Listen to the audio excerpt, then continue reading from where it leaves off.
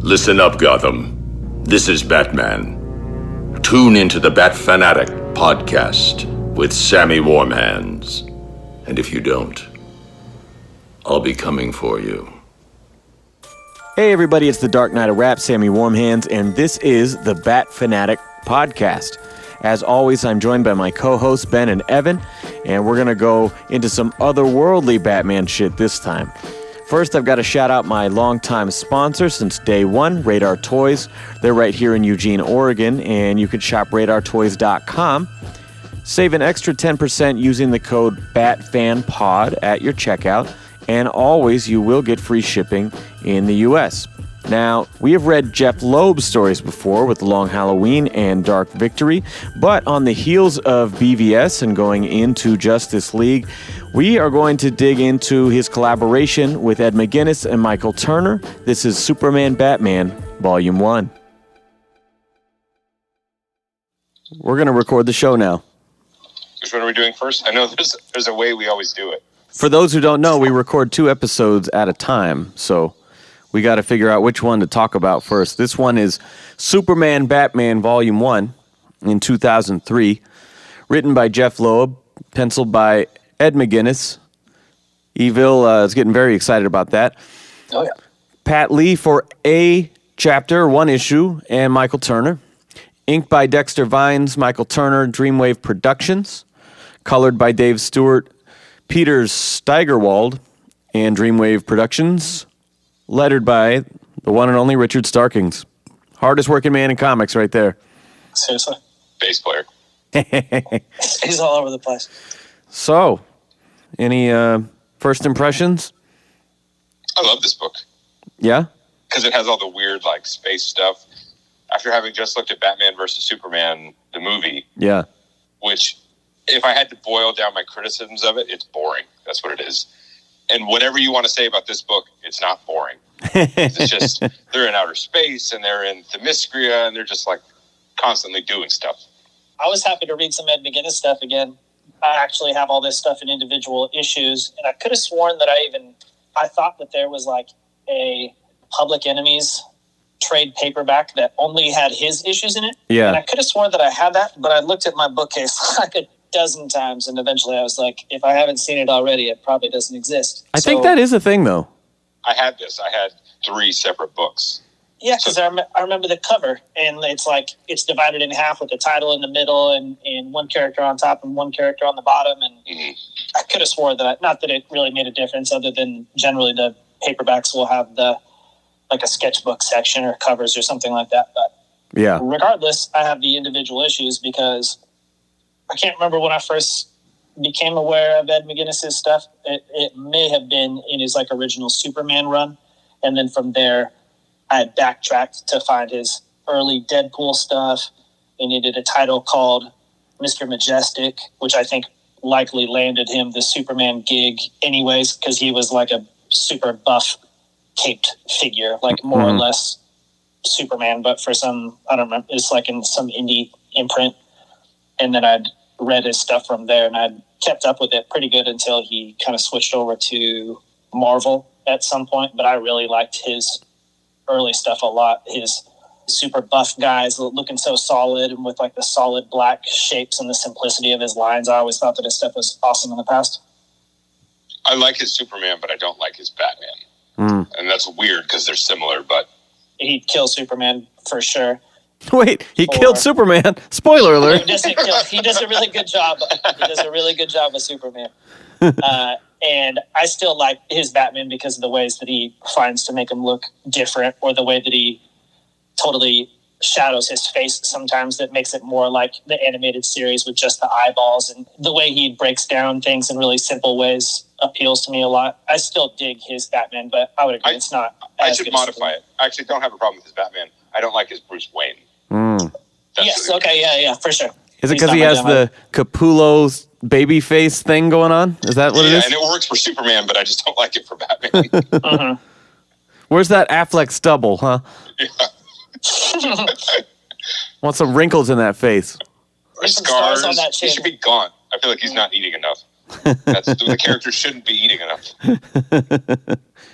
All right, let's get into some story points here. The opening pages begin by setting the stage with that contrast. We have the inner monologue between these two characters, which is so fun to read. Again, this is Jeph Loeb, who we've read before, but just in a much different setting. We have Superman talking about his origins. The dream always begins the same. And Bruce talking about his origins, and the nightmare always begins the same. And so every little line here is a perfect mirror image of the other. And in sort of this BVS montage retelling, it almost made me think that I wonder if Snyder did get some of that from this in the way that it was so beautifully condensed and just summed up the heart and the motive and everything about each character separately, but simultaneously. I thought that was really, really well done. This part is cool, too, because the alternating monologue stuff runs throughout the comic, but in this part, actually having the alternating panels, kind of one for one, trading off back and forth while the dialogue trades, but the panels to mirror each other, too. That's really cool. And they could have just done that for this part, but I like that it kind of is a motif. They revisit it a lot of times throughout just to kind of like check in and remind you, what's going on with these two and how there's sort of a reverence for each other even when they disagree. It's kind of like the three of us, right? You guys love me. Like you guys can be wrong a lot, but I still love you, and Debatable. I appreciate your wrong perspective, Because you understand that I just have a fundamental power that you'll never have. Exactly. Yeah. And I'm just coming from this place of having to prove myself to myself every night there in the streets, And Evan, you have a banging bod. Real big cans. I think that's the second half of this book, is just appreciating that. So. Hella sweet titties. All right, so Metallo robs Star Labs and Grave robs himself. Batman and Superman are both kind of led to this place at the same moment. Superman pats himself on the back for sneaking up on Batman, which not a lot of people get to do. And Batman hates it. Yeah. With no self-awareness. He's like, I hate that. Yeah, it's great. The shit gets wild. I mean, like you were saying, it's never boring. The pace of this book is crazy because, they just get to start investigating and what's going on, and all of a sudden it's like Superman shot with a kryptonite bullet, and they're getting buried alive, and Batman's trying to pull the kryptonite out of his chest and planting a bomb underneath Superman's body. Be my shield, literally. Yeah, like a human shield to try to blow them up out of the grave. Shit just gets wild real fast. I believe that Batman has an intricate knowledge of the city, and so that he would know that there was tunnels under there. And I was like, yeah, I can buy this. But then also, that just seems like a garbage place to bury dead people. Like, that just doesn't seem like a very good place to put a bunch of holes in the ground. Did I misread that? I thought it was blowing them upward. No, because I think they went into the sewers. They fall in the sewers after that. Shit. And then Alfred, greets them with the shotgun at the gate. Along with, Yeah, you're right. The bodies of countless other people's family members. Yeah. Totally desecrated. No biggie. Is that an arm? Oh. Yeah. Actually, what you mentioned about Alfred, that'll tie in to the next book we're reading. I like Ed McGuinness's Alfred because of his kind of cartoony style. He looks a little bit like the animated series Alfred, and I'm okay with that. Yeah, it sort of has that 40s Fleischer sort of thing going on in less of a noir Bruce Timm way, but it's almost like skipping a generation and going back to their influences, Oh, yeah. I'm looking at his Alfred now. I could totally see that. I like it. I like that Superman ribs Batman about his butler guarding the cave with a shotgun. Yeah. Which is kind of the beginning of that fun thing of the two of them making fun of each other's tropes, like things that are normal to them. Yeah, yeah. And another cool thing during all that action is while Superman is dying with a bullet in his heart, Bruce says, knowing Clark, he's more concerned with my health than his own, right? And, of course, Batman fucks himself up from that bomb, and Superman has to pull him out of the water and save him, And so no matter what, even though he's, for all intents and purposes, if Alfred wasn't there, minutes away from death, he's still, looking out for somebody else, which is just the perpetual Boy Scout, We all know that Batman he's a little off up top, but I like that part when they reintroduce him and he's in the cemetery, and his whole thing at the beginning is this is my favorite part of the job, being at a fresh crime scene, doing the investigation. But he also happens to be in a freshly exhumed grave, and this is the best part. Looking at the bodies, hanging no one out else with all has these been here dead yet. people. I don't know what you're talking about. this. He is a perfect picture of sanity. Oh yeah, he's good. Oh, I like that too, because the Superman comments on it pretty soon after this, where he's talking about Bruce is a freak. yeah, where the part's is it the part of him that has a super inventive mind that I respect, or is it the part of him that has a compulsive need to fight and hurt people, making up for his parents' death, which I don't like. Yeah. So seeing that those are both there, but in Batman's mind, he's I just love investigating. I like solving crimes. Yeah. This is not a Batman who loves beating people necessarily. Totally. Yeah. Anytime I get to bust out my bat tweezers, that's a good day. Yeah, those tweezers. This is a detective story. So fun. Oh my God. I got my flashlight in my mouth. I got my tweezers. All these dead bodies. So fun. Yeah, all my dead friends. So good. I got my swim trunks. I got my flippy floppies. I got my flippy floppies. Alfred removes the kryptonite bullet, and Bruce discovers that Metallo may have been his parents' killer. They find some evidence quite conveniently. All the while, again, the pace is just relentless. Future Superman shows up. He's a little grayed and almost more like the Thomas Wayne Batman. He's ready to kill. He has the Kingdom Come Superman costume. Yeah. Mm-hmm. He winds up shot with the same bullet fragment that they just pulled out of Clark's chest, which I thought was nice. It's like callbacks to 5 minutes ago. I did have a moment of Evan style, I don't think you could just put that in a gun. Yeah. That's funny, because I was just thinking that I didn't even think about it while I was reading the comic. It's a musket. You jam it in there with the thing, and musket. Yeah, okay. Oh, yeah, okay. It doesn't just shoot it into pieces or destroy the gun. No. It's like a flint and powder set up to shoot the krypton bullets. That makes sense if that's the case. So Lex discovers there's this mass kryptonite meteor headed for Earth. He tries to destroy it using a boom tube and some heavy artillery, which fails. So he decides to take it public and put a bounty on Superman, believing that it is somehow linked to him. Why else would it be coming to Earth?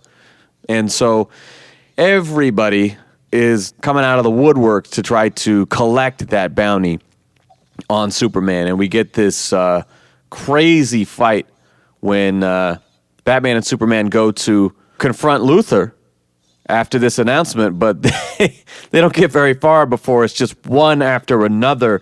All these B and C list villains from across the DC universe teaming up and piling on. I love it. It's a really slick way to just shove a whole bunch of characters in there. Yeah. And like I've talked about with other artists in the past, I always just want to see them draw as many characters as possible. Yeah. Because it's likely that you land on a title and you only ever get to regularly draw a certain amount of people, but then you get something like this, and granted it's not a ton, but everybody gets a little bit of light, and to see them get the chance to draw 24 characters is really cool. Mm-hmm. Yeah, it's sort of like when they'll do the Noel flashback single page where it's just a montage of every past villain, Yeah, I just wanted to draw a 60s Catwoman, that's all. Yeah. I really like that stuff. Yeah, or 3 Jokers doing the scars, Well, I just wanted to fit into Catwoman and a Killer Croc, and, Yeah, I need a Riddler somewhere. Exactly. I always like characters who don't look as strong as they actually are. And granted, Superman looks stronger than other characters look. Yeah, I mean, at least he looks He's like built. a buff guy. But I've always loved people with mental abilities. I like in Akira that all these kids have really incredible telekinetic powers because you just misjudge them from the outside. You know, they look like children, but they're actually Jean Grey. Every one of them is like Jean Grey. And so I always think those understated characters are cool. But what I liked in this particularly is that The gorilla Superman, is the yeah, telekinetic yeah. master. What I really like is animals, huge talking animals. I like when Superman and Mongol are fighting. Superman finally turns it around and he just like grabs Mongol's fist, but like his hand is nowhere near. It's like 1/20th the size of what Mongol's fist is. But I love the contrast in. It doesn't matter. Size doesn't matter. Dude is still strong enough to, you know, he could like grab him by the pinky and turn the fight around or something. But I just love how it just bam stops it, and just the thought of what that looks like and sounds like, and the contrast in their size. He looks like Apocalypse from X-Men or something, you know? Yeah. It's funny having read enough Marvel stuff and DC stuff to be able to make like the character crossovers. Like, this guy is awfully similar to He's familiar. This guy. Yeah, which one was a plagiarism of the other, that kind of thing. Yeah. Back and forth. I wonder I'd have that to go sometimes. back to the timeline and see which one came around first. Well, that's one of my favorite things about this book. It's kind of in the same way that I didn't like the stuff in Nightfall. Since it had to be like a week-to-week thing, some of the stories just felt disconnected or irrelevant. And this has that a little bit, especially in the beginning, because we're covering so much ground. And like, there's Metallo, and then there's all these people. But it never felt quite that disconnected. And so I liked getting to not only to see all these side DC characters, but to have no explanation for them. so if you're reading them, because I think the way I read this is around the time it came out, and I didn't know a lot of these side characters, and they don't care that you don't know. Yeah, same. It's like, if you know them, you get the little good feeling of, oh yeah, I know that character. But if you don't, that's fine. If not, it'll be over by the next page. Yeah, For sure. yeah. Somebody else will show up as the cliffhanger. Yeah.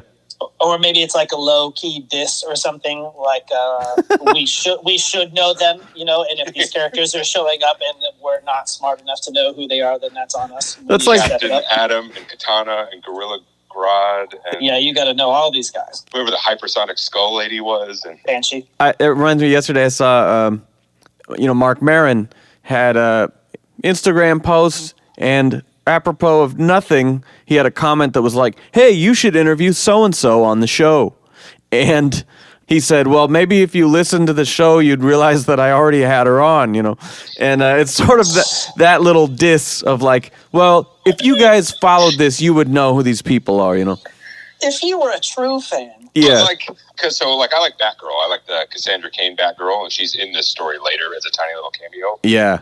And again, I have this book and I read it. I still could not tell you anything about that black-haired Supergirl. I knew nothing about that character at all.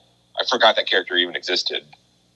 And she's just here. Oh, yeah, you're right. Explain it. Yeah, because they have their little posses that go in after Luthor later. Yeah, the Superman crew and the Batman crew. Yeah, I am very much ignorant to a lot of the Superman side characters, for sure. But I like those. I like it, again, because I like the gimmick of a character that is directly pulling the visual style from the original inspiration. So anyone who has like an S on their chest and is some kind of Kryptonian, I'm kind of interested. Yeah. But I don't know who that lady is at all. I don't think I'd ever read anything other than this where Steel was a lady character. I didn't know that was a thing. In a totally different kind of costume, too. Yeah, like looking like a robot. I think it may have been the cover to this chapter, but it's the one where in the pool of blood, you can see that Batman is holding Superman, but otherwise you only see like his arm dipping in the pool of blood, and that's a very cool cover. Strong imagery. I read comics in this thing that I'm talking to you through, so I can't go look at it, but can you draw it for me really quick? Yeah, let me bust it out real fast. So after this massive fight, all of these people are ganging up and then sort of get taken out by a whole other gang trying to capture them. So Captain Atom shows up with his whole posse to round them up and bring them back to Luthor. Katana and Power Girl seem to have been playing both sides and escape with Batman and Superman. I just feel like this happens way too fast. They follow them to Tokyo, and they find out, like Captain Atom finds out, like, oh, you guys flipped on me, you were playing, then they like convince him really fast to have a change of heart, and he sacrifices himself to save the day, and it would just seem like this came out of nowhere, sort of. It could have been a whole book, but it was like a scene. Yeah, it is crammed in there too much. Although I will say that I think they did a pretty good job finding the way out of it, which is to convince them that, like, all these people are going to die and you think you're a hero. Yeah. So you have to do this or you're a bad guy. Yeah. But yeah, it's just a lot of stuff crammed in very quickly. The first chunk of the story that we have read is the most guilty of that, of cramming a whole bunch of shit in. Yeah. I mean, he's sort of the Superman who's appointed by Ronald Reagan in this story, where... The government lackey. Exactly. I mean, he's sort of that version of Superman for this purpose. It feels like they set this storytelling pace early on, but then at no point were able to pull away from it because that's so much story to tell in so few issues. Yeah. And so then even in scenarios where it would have been cool to have a little more dramatic pause and Captain Atom thinking about the weight of this situation or something, then they just couldn't do it because, like, well, screw it. We have to blow him up on the next page. Yeah, like, no, he's totally on board.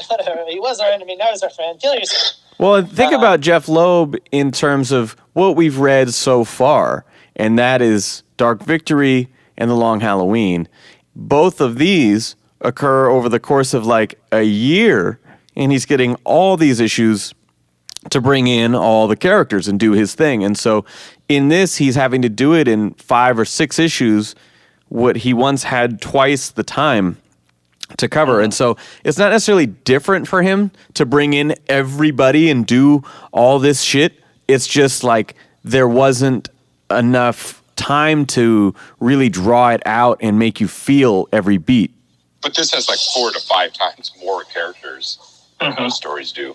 For sure. It has that thing that comics do, especially like anytime it's like in a middle era of comics where they haven't just rebooted things to try and bring other people in, where they're like, they just take for granted that you've read all this stuff and you'll know it. Yeah. So they're hoping that you'll take your relationship with these characters from like the previous experiences with them. Like, bitch, it says volume 1. This is the beginning. Who is Captain Atom? Who are any of these people? Any of this is. I was supposed to have read something before like, this. Is that Captain Planet, the environment guy?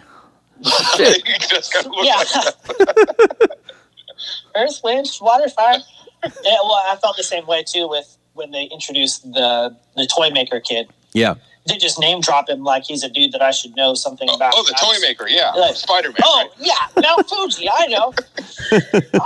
Yeah, like I felt that it moved so quickly that scenarios that should have more gravity lacked it.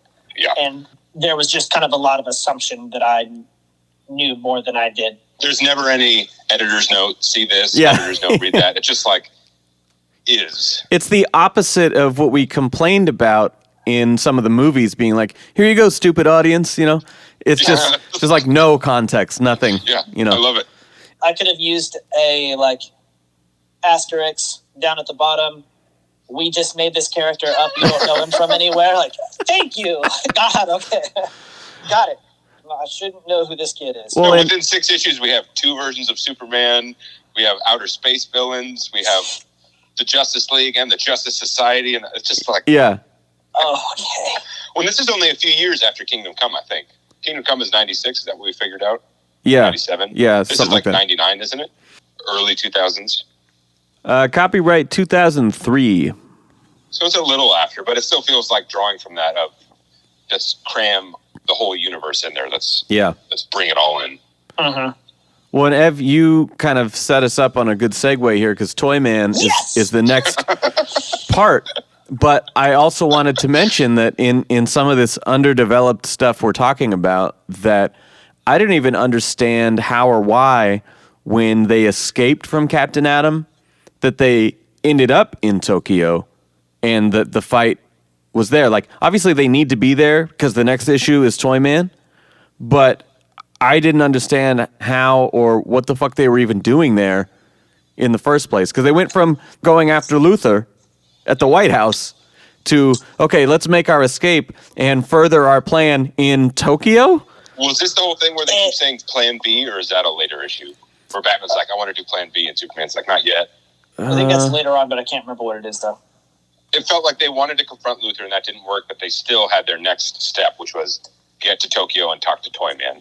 I can't tell if it's one of those cockamamie plans that is stupid or if it's so smart that I just can't understand it. Well, I thought their plan B was the castling move where they switch places when Hawkman and Shazam are there. And plan A was to win the fight. Yeah, I guess. Yeah. First part of our smart plan, get our butts kicked. Second plan. I don't know. Maybe I'm confusing it. But I think they were just get to Toyman. That's the next step. Yeah. And so get to Japan. So like, what they needed to do. Well, so where do they escape to? Halfway around the world. Can we do that in 30 seconds? Yeah, sure. And what's a boob tube? It's a boob. It's a boob. It's like, we'll talk about that later today in the Justice League episode, where they'll be like, oh, they're in Russia? We could never get there in time. And Cyborg's just like, I could make it fly that fast. And no one questions it. It's just like, oh, all right. I have robot powers. We're going to break the sound barrier and survive. Oh, and we talked about making an excuse to include all these random characters just so we can see them drawn. Yeah. But then if I go backwards in this plan, I'm like supposed to believe that they headed towards the capital so that these bad guys would attack them, so that the good guys would then attack them, so that they could grab their good guy friends from the good guy group and go to some random spot in Japan and then go to Mount Fuji in Japan. That's what I'm saying. And then Lex Luthor hired the telepathic evil gorilla to capture these other supervillains to bring them here just for this moment. Yeah. Talk about a Jesse Eisenberg Luthor plan, man. In my head, I'm like, the only thing that's going to make this cooler is a giant robot suit. You'll get it. Yeah. Yes! You'll get like two of them. You'll get three giant robot suits over the course of the story. Put into one. Well, so I like that when they're trying to seek out this mysterious toy man, they decide that the best way to quote unquote distract him, everyone turns and looks at Power Girl, and she's like, "What? Why? Oh, he's 13 years old, and my signature boob window here will do the job." I simultaneously think is dumb, in the sense that like you create a character with big tits and a window to look at them, and then you have her go like, "What do you mean these things that you made? Oh, that's what it is." But I also love it. I think it's a solid gag. So I don't mind it. So this is when Shazam and Hawkman intervene. They pull their cool switcheroo where they say, what is it, the Rook and the Knight change places or whichever chess pieces. Castling. It's a chess thing. You wouldn't get it. You don't play chess. I'm an anti-intellectual person who plays Connect 4, you know. Yeah. I'm more of a checkers man. Yeah. But I like that they pull this off, and it's super cool looking. And, like, to me, this is the first part where I'm actually invested in this, and this is, like, getting exciting. And I'm like, okay, this is some badass Batman and Superman shit. And then they instantly lose because he's like, oh, they think they're the only people who thought of this, and they pulled the same shit back on him like they had been waiting for it. And I like that. The two things that I think are tight is that Hawkman punches Superman with this like Eye of Horus or something. Oh, like yeah. This just monster glove. And powered by the magnetosphere of her. Yes, yeah. Which that whole thing is like a very anime moment to me, like just overly explained as if you have like minutes at a time to explain your maneuver, like whilst battling. They're just like, how did you punch Superman like that? Like, well, we got to tell him. You said that whole thing after winding up, but before punching. Yeah. So, yeah, exactly. But it was fast and undodgeable. And when you like punch somebody like out and then you like didn't get to finish your spiel because you punched them so far, like, well, I'll catch you on the ground. It's the glove of Horus. Yeah, no, this is why it's so strong. It's not just because it's big. I had to go back in that because I would have thought it was really cheesy if he punched him with this like massive thing that was supposed to be mounted to his hip, but then it didn't appear in any other panels. Oh. Like, where did that guy come from? It was in one other panel, and then every other panel before that, it wouldn't have been visible anyways. Like so, behind him or covered by a wing or something. Yeah, because it made it look like it's just massive. But I do like it because I like characters introducing these things that have at least temporarily comparable powers to some of these like super powered characters. Yeah. I would never think that people could actually go toe to toe with Superman, but in certain scenarios, I guess it happens. And I like that, it's powered by the Earth's gravitational pull or something. That's cool. And then I like the part 2 with, is his name Shazam or Captain Marvel? Well, yeah, Marvel. In recent years, they've just called him Shazam, so that's what I call him. Because people are so confused. Yeah. And so I do Wizard like, is Shazam. Well, speaking of whose company stole what from who, that's that's the classic. Well, they have the exact same name. Well, I think Captain Marvel was from a different brand altogether. Yeah, and DC absorbed it, yeah. But they couldn't call the series Captain Marvel because Marvel or something weird like that. Yeah, doesn't matter. actually, that part is kind of whack to me because I was going to say that I like that he turns back into his child form and then lightning bolts Dude, I to defeat fucking Batman. love that shit. I think it's awesome, but then I was just thinking but the way that he de-evolved is like he gets tossed through the air, Batman kicks him once in the back, and then he turns into a kid. Like, how was that attack powerful enough to make him transform back into child form? I don't remember specifically enough, but Batman's too dumb to realize that. At least he realizes it at the last moment. I'll tell you this. I was really excited when they showed Shazam popping in to intervene, right? And I was like, oh, yes. So Shazam's going to face off a Superman. And then you go to the next one. Who's Batman going to... Hawkman? It's just like, fine. It's weird because like the whole reason Captain Marvel is always used as a foil for Superman is because his powers are magic. Yeah. Because that bends reality. It doesn't matter that Superman is so powerful. Yeah. But what's Hawkman's deal? I don't know. I don't know these people. How strong is he? I don't know that. He has the power of ancient Egypt. Is that a good match for Batman? Is that the natural? I think if anything, maybe he's just also a human, and it's like a battle of animal costumes. All right. So after this, Luthor preemptively announces Superman's capture, baiting their allies to come rescue him from the White House, right? So we get these little teams led by Superboy and Nightwing. That was that Cassandra Cain cameo that you mentioned. Yeah. Batman and Superman actually come to the rescue after this double cross occurs. I think there's a really nice dialogue with Luthor and Nightwing where they're really kind of going for the throat. Some of the first like James Bond Luthor shit that we get in this. That Nightwing looks cool too. Yeah. I like seeing all these little cameos. Tim shows up and, But then when Batman and Superman come, they are... Tell me about them coming. With the power of the center of the earth. Thanks for bailing me out of that, because I was just like, I don't want to do this right now. We get enough flack for talking shit. There goes the 5-star again. God, you can't manage. We never recovered it either. Rate this. Give us your fucking 5-star rate. If you click off at the end of every show, I'm begging you fuckers for a 5-star iTunes rating so we can recover They only feed me if I get 5 stars. from that one guy who complained about my constant fucks and I don't know, whatever. Anyway. It brought it down the average. Let me enjoy my male childhood power fantasy without all your sexuality, like getting in the way of everything. No can do, buddy. You weird, immature jokes. Yeah, really. Let me enjoy this explicit rated show without all of your adult content. So, what I like about this is they use the same switcheroo, and when Batman and Superman show up at the White House, you don't know it's them. They're dressed as Hawkman and Shazam, like basically reporting for duty, checking in with their results of their mission. So I love that. Real quickly, it turns around, and Clark almost kills Luthor in this process.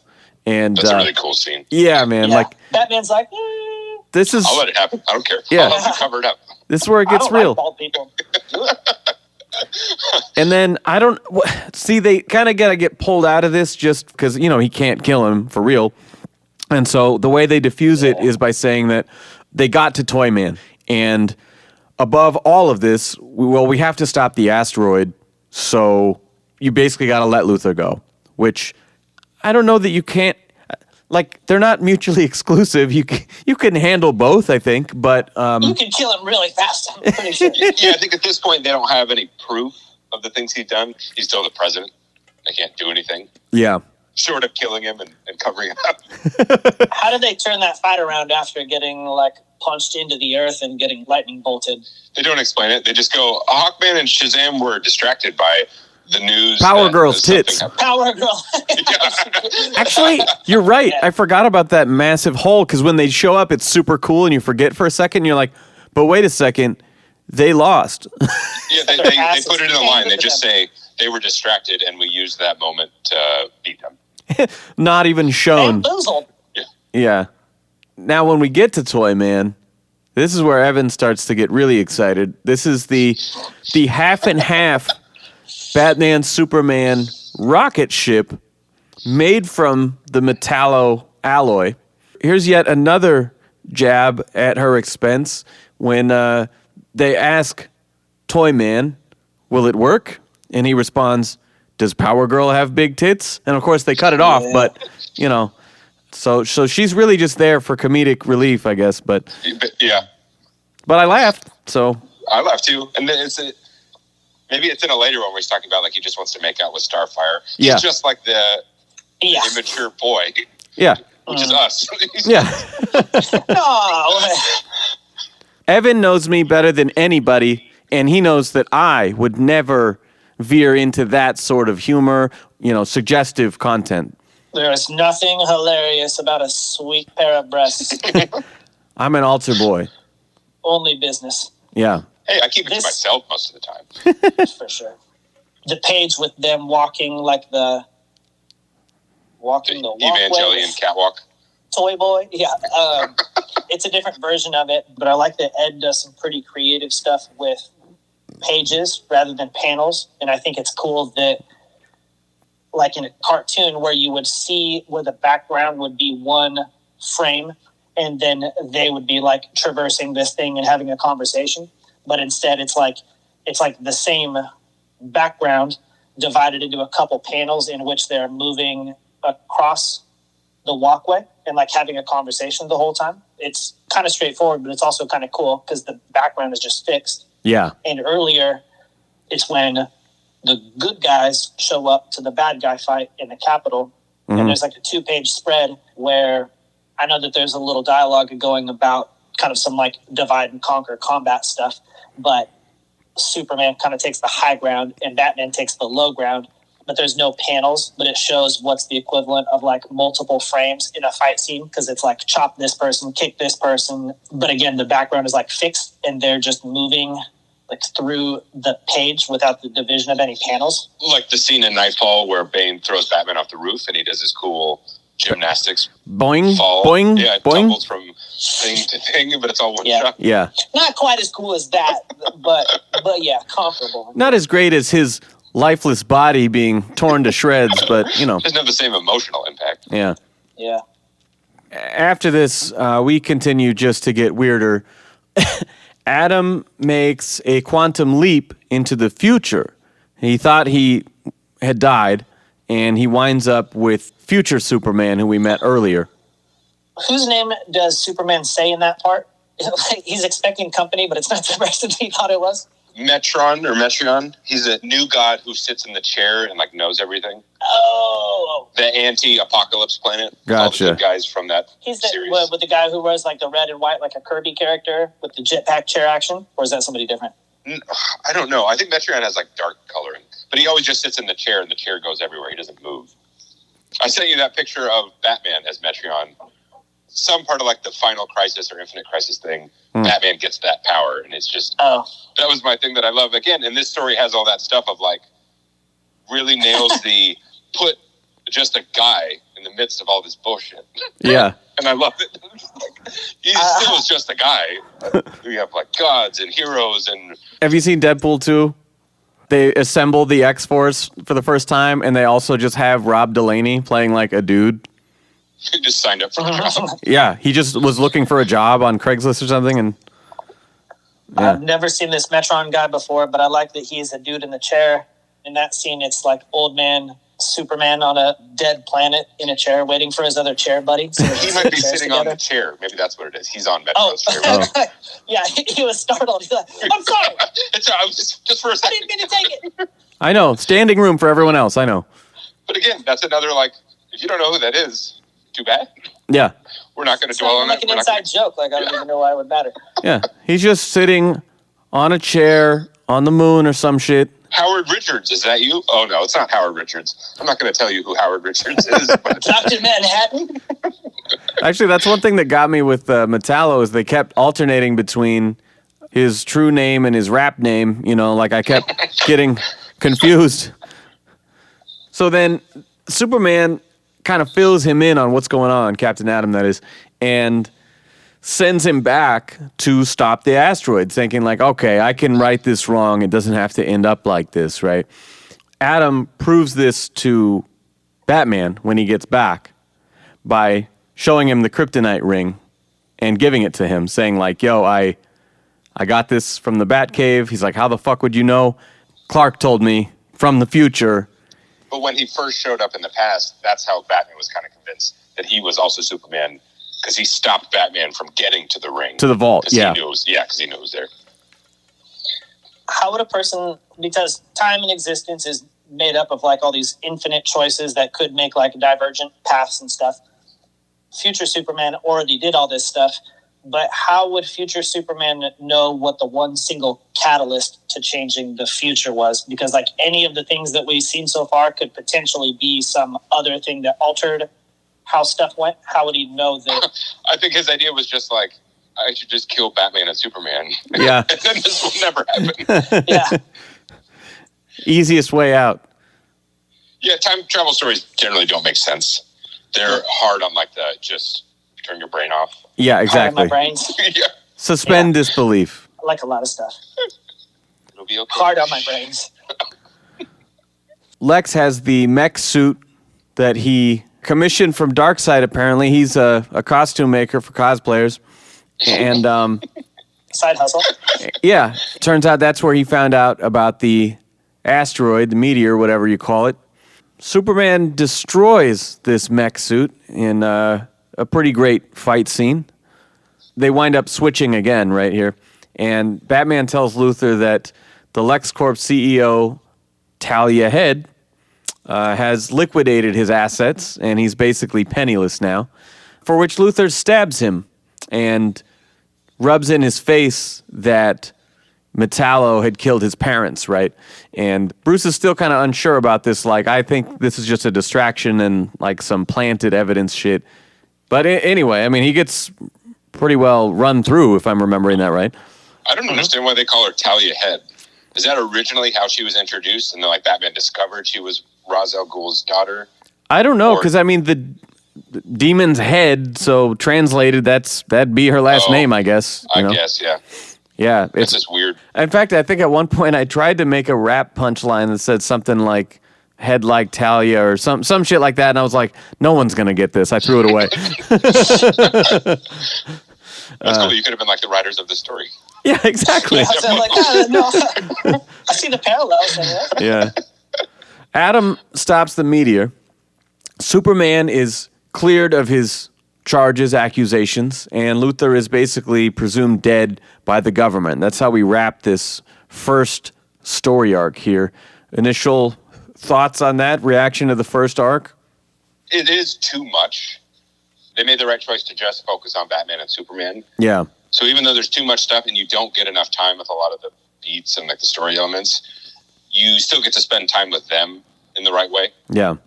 I definitely think the second story is the good one or the better one. Yeah, I found myself really struggling to pay any attention to this or to get invested for more than a couple pages at a time, and was questioning my memory of this because I've had it for a long time. Then I was going, God, I thought this was going to be a great follow-up to BVS, but like, there's just so much fucking shit going on. Like, where's all the cool shit that I remember, right? And when I was halfway through, I took a few days off and was like, I'm putting this down. Like, I don't. I wasn't finished this story. I wasn't bought in, you know. Like once I got to this point and finished that arc, Yeah, I think I took the weekend off and picked it up again later.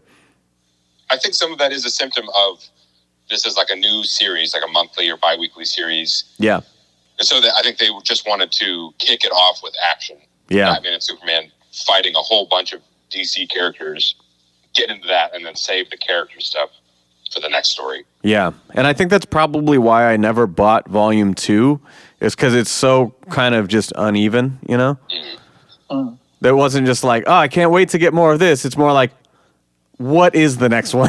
You know? Yeah. Like, which direction are we going here? I had the 3 trades, and I don't remember what the story is after what we read. Yeah.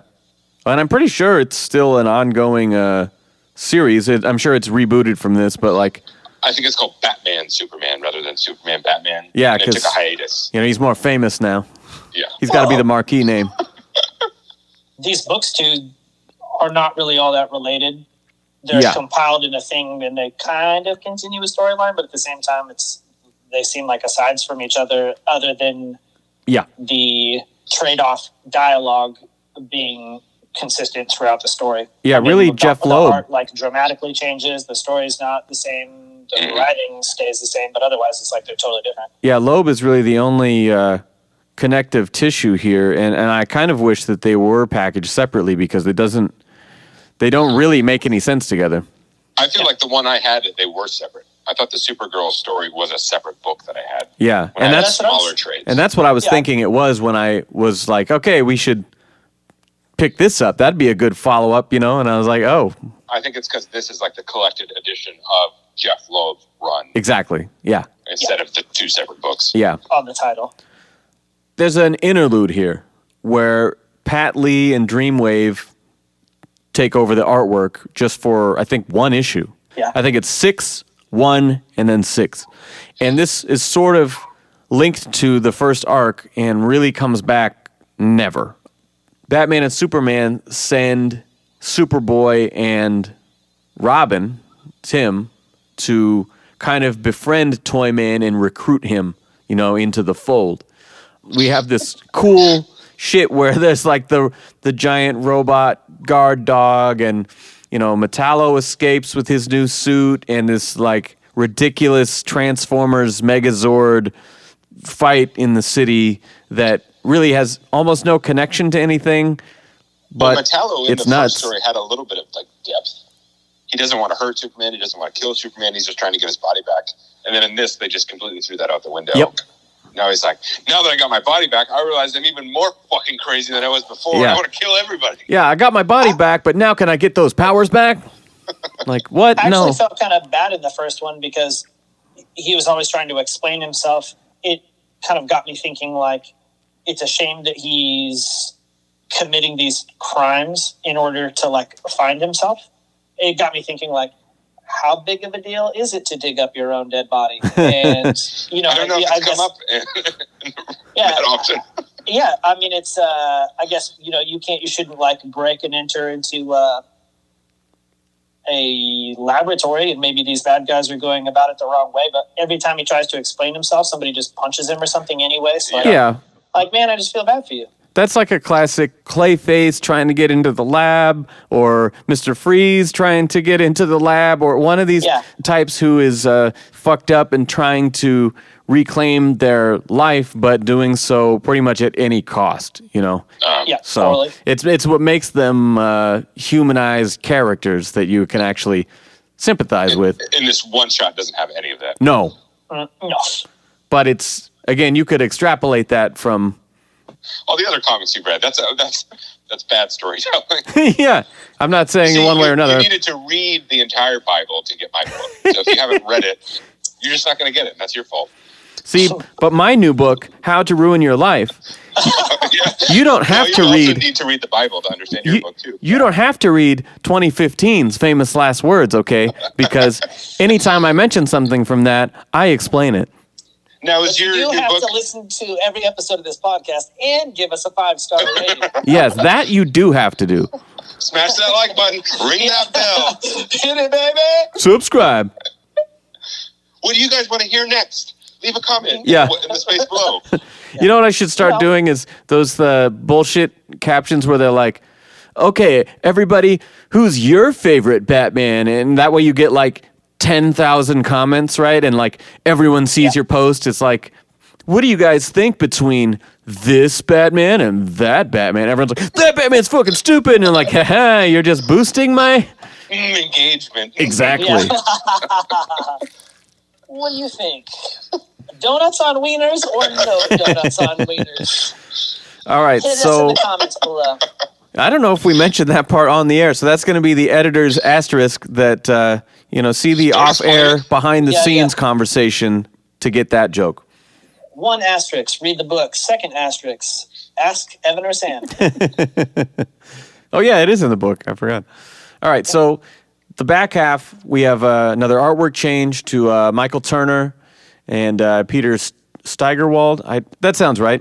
Steigerwald. I don't know. I was calling him Dark Seed forever. So I think it's actually Steigerwald. Yeah, you said Themyscira earlier, so I'm not listening to you. Themyscira? Oh, yeah, you said Themyscira earlier, so I'm not listening to you. What is it? Themyscira. Themyscira, that sounds stupid, too. But the letters are in the right order there. It's Greek. They're different letters. Oh, gotcha. All right, so what I don't understand about this opening, and you can help me here, why is Clark... I understand everything, yes. Let me explain it to you, you stupid moron. Future man, smart guy. So why is Clark quarantined in the beginning? He's communicating with Batman over radio. They blew up the asteroid, but all the kryptonite still landed on Earth. So he's recruited all the heroes to do a cleanup. Oh, yeah. Okay, so he's just laying low for safety. He was told to hang out in the fortress because that stuff could make him sick, so they're going to go round up all these jewels, and then he can come out. Thank you. Okay, yeah. So what I really like here, and I'm sure Evan does too, because this is like the Curse of the White Knight, Batman scuba diving scene, but it's a big splash page that's really cool, finding fragments of the meteor that actually lead to finding a Kryptonian ship. He even picks up a little bit of red kryptonite, and they don't explain it. Oh, really? Yeah, there's multicolored kryptonite, and I didn't understand that. Red makes him lose emotional control. He just starts weeping. Yeah. He gets pissed and like drinks and gambles and stuff. But you're right. I do love a scuba diving treasure hunt. That shot of wrong. Batman out of the water, kind of like hunched over and attack in defense pose. Yeah. I love that. That thing is fantastic. I remember that when I first read this. I do not like this dude's art, but I like that picture a lot. And I kind of pictured it drawn by other people, but I liked what they were presenting anyways. I like Michael Turner's art more than Ed McGuinness's art. So much more, yeah. Michael Turner's art reminds me of like Rob Liefeld, but better. Or just like it has that same of like everything's very exaggerated. And he also reminds me of a modern artist that I like a lot, or more modern, that's who I shared with you before, Kenneth Rocafort. The guy whose stuff is like everything is pencils, so it's hard to tell what's what. But something about it I just really, really like. See, and my thing is when this book starts, it is an immediate tonal change visually. And we've talked about when we do older issues like Death in the Family or Nightfall or something, like the uber bright, kid-friendly, fun time shit, I just can't get invested in that. It just seems so dated to me. I think Ed McGuinness's art is great. Yeah, no, he does it very well, but I don't relate to it at all. I think the coloring has a lot to do with it, because obviously the visual style is a lot different, and the faces are more realistic, and that goes a long way, but the coloring is a huge part of it. Like, it's a perfect match for Ed McGuinness to have everything just so digitally airbrushed and bright, and everything pops really big. But for this to have a little bit more of the muted sort of Batman colors that I'm more familiar with, instantly gets me drawn to the next page, you know. Even reading the Ed McGuinness stuff, I was like, man, I love these colors so much more than even some of the really good books we've read, the more modern books. I like the bright colors. I like the super cartoony look. Regardless of who's doing the art, I like those colors. Like anytime they draw space and like purples and blues and a galaxy and all that kind of stuff, it just looks... See, in my favorite books, there is no space. But when I Mixture texted of you both. guys earlier and I was like, I think this is going to be an interesting conversation because I think we're all going to like things about this, but I think we're all going to like very different things about this, you know? You think the breasts are disgusting and just gratuitous, and I'm into it. Yeah. Slobbering. Yeah, that sounds like something I'd say. I'm much more drawn to Ed's solid lines and the solid blacks. The colors could be different, but I like them for what they are. The fact is I haven't hardly seen them with anybody else coloring them, so I couldn't really say. But I love colors, so that's okay with me. And I really like solid colors a lot. Like, what do you want, a black and white? Fuck. It's a noir edition? Turner's stuff to me looks like people that I knew that were good at drawing in high school and then stayed that good. They're like good for an 18-year-old and somehow got into the business. Well, what do you? How dare you? First, but then second, what are the things he could like dial up to hit the next level? It's just a style choice. I mean, and that's why I can't really make comparisons, to say that he should do something else would just mean that he wasn't him and he was somebody else. Mm-hmm. I'm not attracted to those like super thin lines all over the place. Somebody else could do like the sketchy, loose style better than him. You wish he had the lines were more bold, or like, I'm just trying to think of how could he retain what makes him him, but make you like him more? I think some line weight contrast would actually help if stuff was like a little more defined. If some stuff was a little more bold, like exterior lines, boundary lines, thicker, detail lines, thinner. Whereas all of his stuff is thin. And to me, like, I can't be fooled by people who are like, this hatching and cross hatching makes it extra detailed and extra realistic. Like, no, that's just a style of drawing. That's just a trick. It doesn't make it more human or anything to me. Mm. And I'm okay with some of this stuff. Like his male anatomy is fine. His lady drawings look too much like 90s guys who hadn't figured it out yet. Yeah, you guys are like, yeah, fuck it. But I can't get behind it. Well, yeah, I totally get that because the issue I have with it, as much as I love the facial expressions and being more in line with the overall style that draws me in, it's a ridiculous anorexic, elongated torso shit that is really strange on the wider shots. Like, all the close-ups are gorgeous, and I love the character designs, but as you pull back... Or like when you see Supergirl standing in front of Dark Side, the contrast between the two of them is ridiculous. But I think you could take his lady designs, his female characters, and just put a hand on each side and just stretch them horizontally a little bit. Yeah. And they would still look really cool and also a little more realistic because they wouldn't be so disproportionate. Yeah. I mean, Ev's right. It is just a little bit of a kind of a relic of a former time when proportions and things didn't matter as much.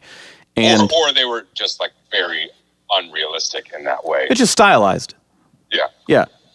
That's my only problem is like, I want to think that it's a style thing, and yet... You think he just doesn't know what a woman's body looks like? It's just not like he's not that good. This is another Tim Sale episode where Ev goes off. Let him finish, Sam. Shut up. Art is one of those places, like visual art is one of those places where you get a pass because you can chalk it up to stuff like that. You couldn't be a professional basketball player and be like, like if you suck. You couldn't be like, it's good, I have style. And so therefore I miss all my threes because it's just the way I shoot. Yeah, but that's just the way I flick it, baby. You can't compete. You can't stand up with these other people. And same thing with music. Like, you can't really compare people who totally suck to people who are good at it. It's very obvious. But visual art gets kind of one of those like, well, you're going to like it or you're not going to like it, and it's just my style. Well, you make the comparison to music, and I think that's a good comparison because I think you're right, but I don't think it's so cut and dry. I think there's a point, and sometimes it's just based on, like, success. Like, this person's professional, so it must be good, and just you don't like it.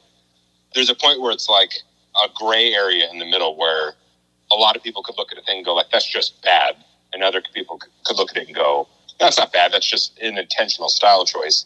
And one of them is probably right, but you'll never know because the artist will always say, yeah, that's a choice I made. Yeah, I don't know how to. It's like saying Nirvana isn't talented because they like noisy sloppy or something, Like, you can like Dream Theater and Nirvana. But there are a bunch of terrible garage bands that you can listen to and go like, they don't know. But that's a bad knockoff. They don't know proportional shoulder to waist ratio. Yeah. They fundamentally cannot put that on a page. They don't understand For sure. it. At the end of the day, I know that this is just style choice and personal preference, because as long as I've drawn, I've never drawn a completed page worth of telling a story. So dude is doing things that I've never done. Some people like it. Okay. It's just not super my bag. But one thing I do like, though, is his take on Batman sometimes. I like the long ears. Looks cool with his art style. And one thing where he draws Batman just kind of standing up, totally covered in his cape. I mean, some of it is tight. This shot, I have a statue of this exact panel. Nice. And, some parts of it are really cool. Like the wispy lines are very... He's got like a Norm Brayfogle capes and shit where they're just sprawling. Yeah. Some jagged. of it is kind of like McFarlane or like Capullo-esque, and that's cool. But the parts I like about his Batman shots are when he's like totally covered in his cape, and his cape is extra long. Yeah. And so he kind of like, he's like wide shoulders, tapers in, and then the cape is touching the ground, and then it goes back out. It almost gets a little...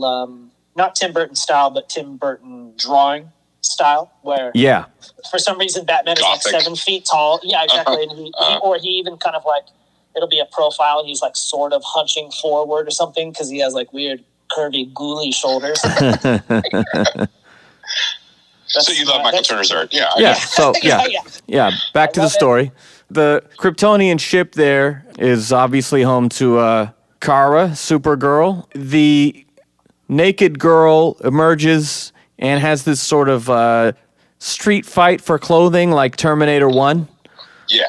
She speaks in wingdings. Yeah, I love the dialogue there where they don't bother to subtitle it or translate it or anything. Yeah. It's just like, she's saying some wild shit and they're like, what the fuck is this? Bam, bam, bam, Is this another one of those scenarios where the authors are like, well, if you knew Kryptonian, you'd know exactly what was going on. Some true fans are at home with their Kryptonian to English dictionary. It's like, I speak Klingon, Yeah. But she ends up being surprised by her powers and accidentally, like, torching one of those blimps in the sky. That guy's never going to be able to use those fingers again. Oh, yeah. She completely Crushed. shattered his Yeah, he's definitely not going to draw again. Crush them like hot dogs. When Superman does show up again out of exile to save everybody from this flaming blimp descending onto the city. Automated dirigible. It's a Zeppelin. But Batman says, and in a single moment, he shows us again why he sets the standard for so many. And I just love that little bit of reverence that they continue to sprinkle through the story. Actually, that part is funny because earlier on, Batman is like, Superman, shut up, stay home, get off the comms, don't talk to me. Yeah. And then when the Zeppelin is burning, he's like, never mind. Superman, are you still there? He's like, yeah, I've been here. I've been here the whole time. What's up? But that's exactly like, I'll get that. that's like Carrie Kelly, though. It's like, stay here, touch nothing, or you're fired, and like happens 4 times in a row where she doesn't do it. Am I fired? No. I'll call Lois. That's low. I'm going to call my wife. The Rocketeer has a good Zeppelin battle, doesn't it? Yeah, the final scene is something with Zeppelin and crashing into the Hollywood Land sign. Man, I haven't seen that movie since I was a kid. That was a banger for the 90s. The guy, I think he You should did probably look that up. the first Captain America. I think I just like the helmet. Yeah, the helmet's cool, but I mean, it has the same vibe as Captain America: First Avenger. Yeah, little Indiana Jones. I have a special place in my heart from my childhood for the Rocketeer and the Phantom movie. Mm. The Phantom is the one with Billy Zane. Yes. You say the Phantom, and I just picture the one with Alec Baldwin. Oh, yeah. The Shadow. The Shadow. Oh, I haven't seen that. I thought you were talking about the Phantom Menace. Yeah, no, I'm thinking of that too. I thought you were talking about that movie where Swayze is behind the lady and they make the pottery together. Yeah, and where, like, Yeah, the Phantom. when you take off the mask, it's Andrea Beaumont. Yes. Yeah, that's the one. The orgasm. Phantasmagasm. Oh, with Trey Parker and Matt Stone. Yes, Were they superheroes? Dodgeball. Yeah. the book of Bible. Oh my God. It's funny you mentioned Phantom Menace, though, because in a week or two when we talk about Justice League, I was thinking about Phantom Menace when we were watching that visually, but I'll save that for a week or two when we get together. Yeah, when we get together 30 minutes from now and talk about that movie. That's funny that you say that, because that was kind of also in my brain. Unagi. All right. So Batman uses kryptonite to subdue Kara and take her back to the Batcave. She awakens in a panic, Wolverine to Jean Grey, sort of, and Clark speaks to her in Kryptonian, and then they turn around and be like, holy shit, we're cousins, you know? Batman, basically, from hearing that, is skeptical of her origins the entire time. It's like, all right, Clark is alone. He has no real biological family. Bruce knows that feeling all too well. He's like, I was just manipulated in this way. Like I just fell for that. Something's wrong here. So right out of the gate, he's already overanalyzing everything in his head. Something about the way they pull it off doesn't bother me, but this book has a lot of telling and not showing kind of stuff. Or like when Kara will be talking to Clark, like, why doesn't that guy like me? What's wrong with him? He's kind of a jerk. Yeah. He's always mistrusting me. I'm like, he just met you the last page we saw. Yeah. I get maybe some other stuff happened, but we didn't get to see any of that. Oh, you talking about, though, when they're like out shopping and shit like that? Because they do mention that that's some time past. Yeah, but they don't give you a lot of that. And that's kind of the same as that the first chunk of the story. Not as bad, but this book could use a little more time with like human stuff or emotional things or people talking to each other. Yeah, for sure. But that's boring. We want punching. Yeah. I think it's that part where Kara is wearing clothes for the first time. And her shirt is like, it's like a onesie pajama top without legs, but then it's like tucked into her jean pants and it like shows her hips or something. It's stupid. Low-rise jeans with a one-piece swimsuit on underneath. Yeah, it's like really dumb to me. Or when they go out in public and her outfit is... That's a bodysuit. That's an actual thing that women wear, though. Again, Lois went out and bought her those clothes. Oh, this teenage girl just got here. I know just the clothes to put her in. This stylish as fuck. One-piece racing swimsuit with low-rise jeans. And then she'll go out in public and I'll get her ultra crop top with a thong and some more low-rise jeans. Yeah, that's all I could think. Like, between the way that I was feeling about dudes' art already and stuff was like, what is... Think about the era, though. Think about what people dressed like in the early 2000s, like what was cool. You got the Britney Spears, like, show everything but pubes. I mean, it was low as you could go. Some people dress like that and look like that, but you still have to balance it with that. It's like a dude came up with this. Oh, for sure. Again, I'm torn because like part of me is like, yeah, it's fucking awesome. I think it's great. But then a smarter part of me is like, but it doesn't make sense. It's a weird choice. It's clearly just for me to go like, yeah, that's fucking hot. I mean, it's stupid, but I'm just saying it's rooted also in stupid that was popular at that time. I'm talking about magazine covers. I'm not talking about fucking girls in school and shit. I was homeschooled. And my mom didn't dress like that. So I could tell. I hear you. Yeah, that makes sense. Mostly it just struck me as a dude with art that I didn't super love drawing women in a weird way. Yeah. And then extra showing them, in like the way that we talk about, does this person just not understand, you know, like Miller in his Anatomy or something like that, Yeah. or with his like female characters. Like that's how it's like, this isn't cool or edgy or anything. It's like, I think that there's like sexuality done better in some scenarios, and this is like sexuality done poorly to me. I don't care for it. I think that there's something that I do think it is an era thing, partially like it is a symptom of that style of artwork. I'm with you in that there is a gray area when you have a sexualized character like a Catwoman or something like that. I think of this sometimes when I'm watching a movie, if they show a female murder victim or something like this, and she's been horribly, hurt in some way, but they've got her sprawled out all naked in this weird voyeuristic way too for the camera. It's like, why are you showing it like this? This is gross. There can still be a reason for that, or if the way the camera lingers on a body or something like that the point of it is to show you how the people there are looking at her or something like that. There can be a point to that, but yeah, it's when it's there when can, it's but I mean, to like go like, yeah. If you want to tie back to like season 1 of the Bat Fanatic podcast, you know, what is that? Dick Donner did that in Lethal Weapon. There's a girl I think it's the second one where in the beginning there's a girl who's like naked in her penthouse, whatever, and they're super sexualizing this girl, and then she winds up as like jumping off the balcony and, you know, dead on the ground. It was like, none of this needed to be there, right? Like, you should be creating a sympathetic character here, but you're just like, yeah, but she has nice tits, right?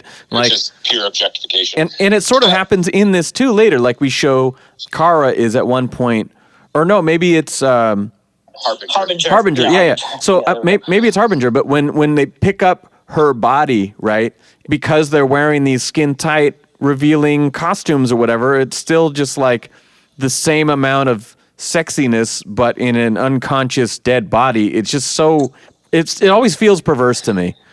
I wouldn't go so far as to say it feels perverse, but maybe that's because I'm a fucking weirdo. But it's like this stuff, the media we consume, the visual media, but especially like comic books in the 90s, but all of it, it's a slave to two purposes. It both is trying to tell a story or, you know, to make some kind of point, but it also is trying to bring in as many viewers as possible. And so whether it's a comic book or it's Lethal Weapon or something like that, inserting inappropriate or like tone deaf sexuality, even if it undermines the story, it still pulls in viewers. Yeah. And you're never going to get away from that in any kind of mass media. I mean, media in general, but especially mass media. It's why actors are better looking than the rest of us. And we've talked about that. Like, I don't mind the fact that, you know, we're looking at people who are more powerful and skilled and attractive and all these things, and you could put these people in sexy situations, and I'm all for it, you know. But there's just a really weird line they cross sometimes when people are actually like injured, wounded, dying, you know, that's like, oh, gross. Yes, you're right. But I think it's a symptom, too, of like when you bring up Harbinger, that's a perfect example because they come back to her death later when Kara goes to her memorial. It's like, you were my great friend. Yeah. And it's like the story didn't give us any of that. Yeah. They gave us like tiny little bits of them together, but that would have been a great time to have them like earlier in the story, have them talking and relating about stuff for more than a page. Yeah. Actually show the connection between them both so you get where Kara is coming from, but also as the reader so that you actually care when she died. Yeah, and it's sort of another one of those where they sort of mention that she's been in Themyscira for a while and that she's been looking out for her, but like they don't show you any of that. Well, and maybe that's another one where you're like, yeah, but if you had been reading the Harbinger comics for the last 20 years, you'd care. You're just a bad fan. You don't support us enough. But yeah, I really could have used a montage of like sexy girl stuff. No, it could have been them sitting around a table with the camera at face height, not showing any other part of the body. Whatever, some kind of human moments between them to make us care. But this story, they kill off tons of people, or seemingly kill them off, and there's no weight to it. Yeah. But it's not as bad as Batman versus Superman. Fuck they you. They killed off Superman, and I didn't give a shit. Shut up. All right. Speaking of engagement, fellow listeners, which outfit do you like better? Inverted top into the jeans, Kara, or do you like G-string Supergirl suit, Kara? Let us know. Also, I would have thought that was a fluke, but she's the one who gets the double treatment, and I'm pretty sure that Martha was supposed to have made that Supergirl G-string equipped suit for her. She did, yeah. Super hot. Wait, the Supergirl costume has a G-string too? I don't remember that. Yeah, it's like the opposite. The first one is like a top that tucks into the pants that shows the hips, and then the Supergirl shirt is like shows the entire belly, it's a crop top. Her underpants are above her belt line. Like a real superhero. Yeah. Superheroes don't make good costume choices, or people don't make them for them. That's true to superheroes. The underwear is always a thing. They wear the underpants on the outside. Yeah. It's funny, we had already picked this, but then they showed a new trailer for the Snyder Cut, and they're showing Darkseid and his minions or whatever, and I'm like, Jesus Christ, they got Granny Goodness. I'm like, What was that one fucking book where I even read her? I was like, this is so fucking out there for me. Like, I can't. And then a week later, I'm reading this going, oh, yeah, this is where I know her from. It's a deep cut. Like, yeah, I did that intentionally. Yeah. You curate this thing so well. I know. Thank you for guiding us on this journey. So Darkseid does show up. There is this audition. Darkseid? Yeah. He's Johnny Appleseed of Darkness. They set up this warrior audition, this gladiator fight, trying to recruit more people to take out this new Kryptonian visitor. And no, they want a new Big Barda. They want a new head of the Royal Guard. Yeah. Did you even read this? Yeah, but he says, bring me the Kryptonian. Once all the others have been failures, so he wants her to be the head of his Royal Guard. That's what the point of that is. Well, I'm out. You guys take over. Anyway, that scene is really short, kind of like the first arc was, but it does do something, and it kind of like when they introduce a villain, right? And they just show him do something horrible that's unrelated, just so you know how bad of a person he is. I mean, we get to see the Furies really fuck this lady up. It really shows their lethality and their frivolousness about death, and just kind of shows that they're a worthy threat, you know? They're bad. Yeah. When I was looking at this fight, I was thinking about another incredibly good fight, and that was the animal transformation fight in Turtles? Ninja Turtles Batman. Yes, like I was thinking of an arena. Like, it's on par. It's equally as incredible. So we already kind of talked about the Holiday Nights Wonder Woman movie shopping sequence in Metropolis, but Clark explains their secret identities. You know, they see this big statue of Superman, because she's kind of questioning, like, why don't people notice you all the time? And then they come up to this big statue, and she's like, oh my God, this is how they see you. You're some God figure to them. Like they would never see themselves in you, you know. At the same time, she has just learned English, but already has all of the like current, you know, kind of Valley Girl slang going on too, which, oh my God. And, you know. Cool. That's very cool. Yeah.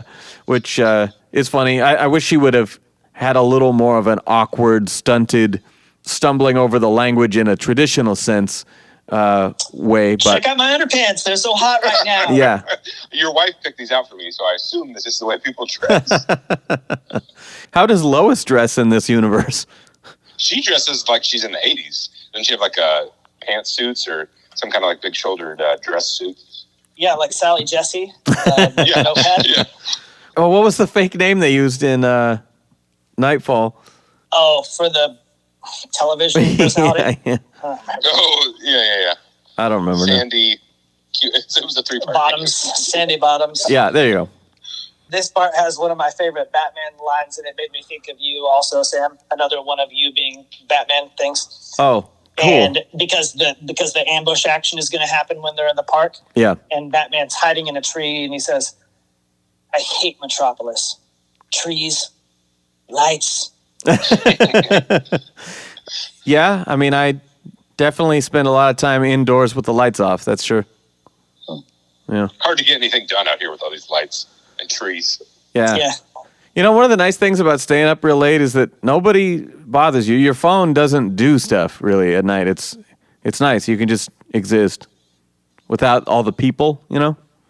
Just put your phone somewhere else. I hate you guys is what I'm saying. You are always contacting me with stuff. I never have anything to say to anyone. I like Batman. I don't like you. I noticed.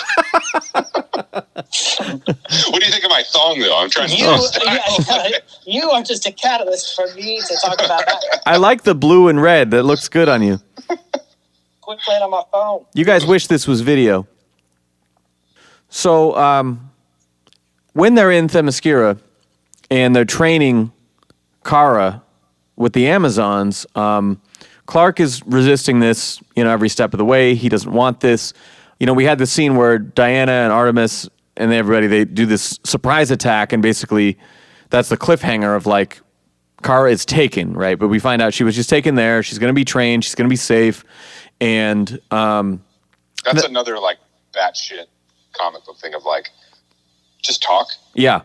Maybe don't attack. Just like stop for a second and talk. But then we realized that this was actually orchestrated by Bruce because he wanted to know not only how she would react, but he's concerned about Clark's state of mind and wants to know how he would react as well. To me, the book wasn't clear if that's what he orchestrated or if he orchestrated the Artemis holding the sword up to kill Kara in their training. This is Superman talking, and he says, "What is it the two of you expect me to say? That I'm all right with Diana ambushing Kara and me in Metropolis? Or that you, Bruce, cooked up the plan to make it look like an attack as some kind of test to see what she would do? Not just what she would do, but what you would do as well," is what Batman responds with. It was definitely him doing some Batman shit of like, Clark knows he's being followed by Batman, but what he doesn't know is the true extent of why. Batman has trust issues. Yeah, he does. This is, again, what we mentioned earlier. He says, I had a lead on who killed my parents. Wasn't it you who warned me that could be planted, that I could be manipulated? I do like those threads continuing from the first arc. That's really the only connective tissue they have. Which is the relationship between the two of them throughout the whole story, both stories. Both their reverence for each other, but also like that they know each other. They can see each other's blind spots. Yeah. There's sort of a brotherly disharmony between them, that they love each other, they have all this experience, but they do butt heads. But they respect each other. Yeah. Then Doomsday shows up, which... Oh, he does show up. I thought you were just mixing up the names again. Yeah. No. Right. He's in this also. Yeah, it's like Batman versus Superman. Out of nowhere, Doomsday shows up. Then a whole army of Doomsdays show up, and we get this crazy, like, Infinity War Endgame sort of crazy CGI fight of just armies attacking, and it is quickly ended when they realize that they're not living clones, but they are animates, which, again, I don't really know what the fuck that is, but Superman gives them the heat vision and just kind of nukes everyone, which I don't know why they would be a threat in the first place. I mean, they're fighting him, punching him and whatever, but supposedly one blast can take him out. I don't know. It looked cool. I thought that was whack at first in the way that we talk about people who were previously strong heroes or villains turned into like B-grade villains, and Doomsday previously killed Superman. Like, that's alone. Stupid to me. Yeah, so that seemed dumb, but then as soon as they were talking about how they're these creations, they're not actually, I don't know what they're made of, stone or some sort, like they're like a crouton, I guess. But as soon as they're chalking it off to them being, I just accepted it sort of at that point. Like, they're not as strong as they're not actually Doomsday. They look like Doomsday. The book doesn't make that argument very well, but I think that's what you're supposed to take from it. That, like, it's just like, okay. Because it's not like when he was fighting Doomsday the first time, he was like, this is a guy, I can't kill him with my laser eyes. Yeah. Like, he was trying to. He just couldn't because Doomsday was strong. Yeah, exactly. And I don't know why these would even look like Doomsday if they weren't going to actually be like Doomsday level villains. You could have just made like some rando monster Michael characters. Turner wanted to draw Doomsday. And the gigantic fucking 2-page Superman heat vision shot is so badass. Like, none of the lack of logic or stakes in this particular scene bothered me, because it wasn't like 10 random characters that I had to be like, wait, who's that? Who's that? Who's that? It was just like, oh, here's Doomsday. Oh, here's an army of Doomsdays. You're like, well, that's stupid, but holy shit, it looks cool. It's always good to have an excuse for these characters to do whatever they want without consequence, too. Yeah. Because Superman's constantly restraining himself, or he's punching things that are also strong, so you don't ever get to see him, like, turn somebody's head into jello or anything like that. Yeah. So it is kind of nice to be able to see these characters just, like, go ham on a horde of villains and have it be totally good. Like, cool, just nuke those guys. I don't care. Yeah. Laser None of us could have done that. Yeah. None of us other god heroes could have done that. Yes, I don't have laser beam eyes. So here's where they find Harbinger's perfect tits dead in the water. Dead titties. And they realize Kara is gone. The fake Doomsdays were just a diversion to scare the shit out of them. And because he draws women the same. I couldn't tell who that was. I thought it was Kara Yeah, at first. me too. That's Good job, not Michael great. Turner. You kick butt at drawing stuff. That's not great. Yeah. But if it was a big naked black-haired guy carrying another big naked black-haired guy, you'd be like, is Superman carrying Batman or is Batman carrying Superman? Yeah. Also, I think part of it is that they are all with the Amazons right now, and everyone is dressed very similarly. I think that's part of it, but it still doesn't play very well. They all look the same. Power Girl is the only one who's different, and it's because she has bigger breasts. It's like literally the only thing that sets her apart. Well, yeah, and then, Short haircut. and then after this, they go to Barda, who is like just getting out of the shower and wearing a towel, and just like. And I take that back because she also is different, but it's just because she's taller. That's the difference with her character design. Oh man. Yeah, and she's shower towel girl. Yeah. I like that part actually. How Batman is like sneaking around her living room and finding the secret compartments.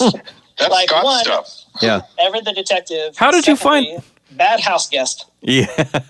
I like that scene because it has Barda standing up to Superman, like, I'm not going to do what you want. Yeah. And Superman feels the need to float off of the ground so that he can be eye to eye with her. That's great. Okay.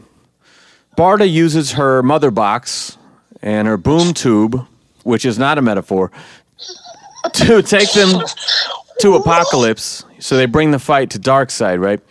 We basically have, almost like we had at Three Jokers, where each of the heroes is kind of fractioned off in their own little fights. Diana and Barda are ambushed by Granny and the Furies. And Batman is chased by demon dogs. That's neat. Is this the beginning of Dark Knight's Metal? All these guys are in that, too. I know. And Cal finds Kara with Darkseid, but she fights him on sight. And so it's definitely not a normal saving the princess, but like she's fucked up. That Has she scene been seduced by the dark side? Oh, yes. Fuck around. Oh, I gotta go.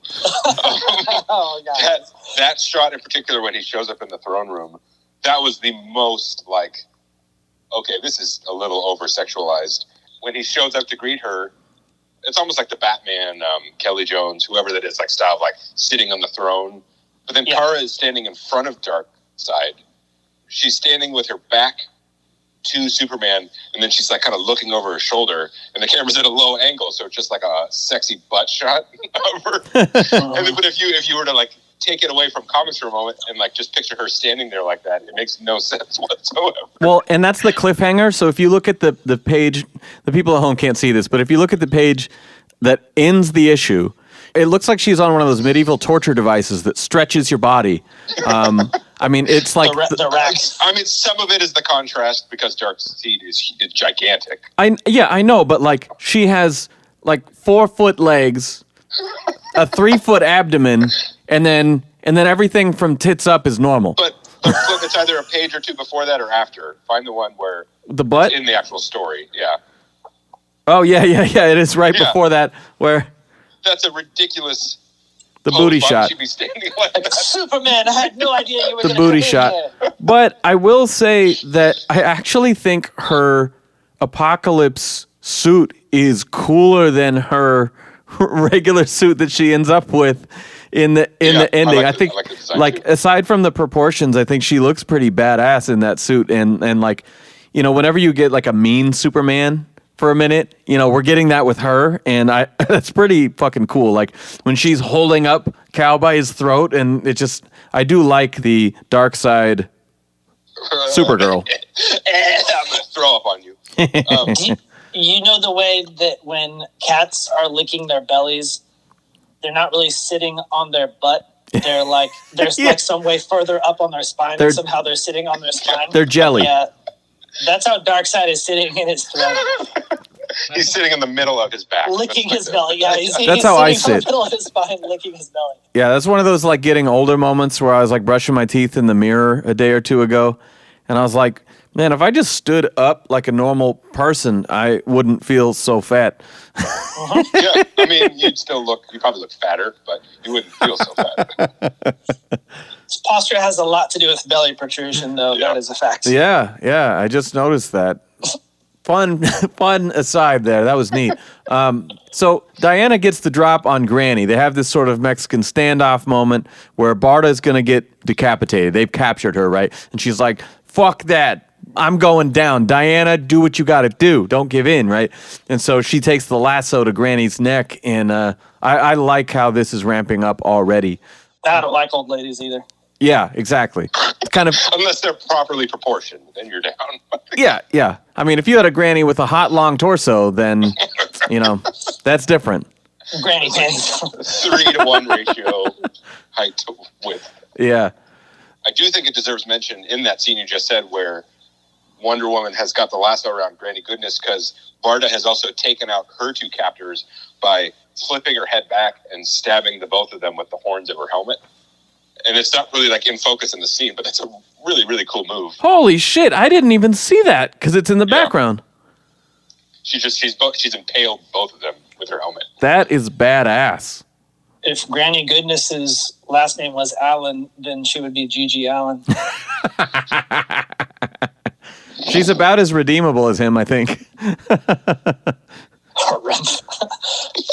Ben's just upset now, but I mean, we get this like crazy Dark Phoenix fire shit with Kara that's just so badass, and everyone's kind of ramping up at the same time. Cal ends up using kryptonite to actually take her down, which is great. Like, they show that he has this secret lead line compartment in his belt like Batman would. It's a little crazy that if the meteor coming near our atmosphere affected his powers in the earlier issues, that having it always on him just because of lead wouldn't, but it's almost like this doesn't make sense. Yeah. None of this makes sense. But again, these are the thoughts that come to your mind and you just let them pass. Batman's flying around on that standing jetpack thing, and then also fighting with like alien forearm weapons. And I was like, well, the guys would just tell me that Batman is the best at everything. So. Yeah, you figured it out. Well, I think it was in this where earlier, I think it's Cal's inner monologue where he says something like, Batman wielding an axe might seem foreign, but you have to remember he's a martial arts expert who's trained in every weapon and every style too. So like you'd see Batman with it and it seems weird, but you forget Bruce's background was to train in all these forms.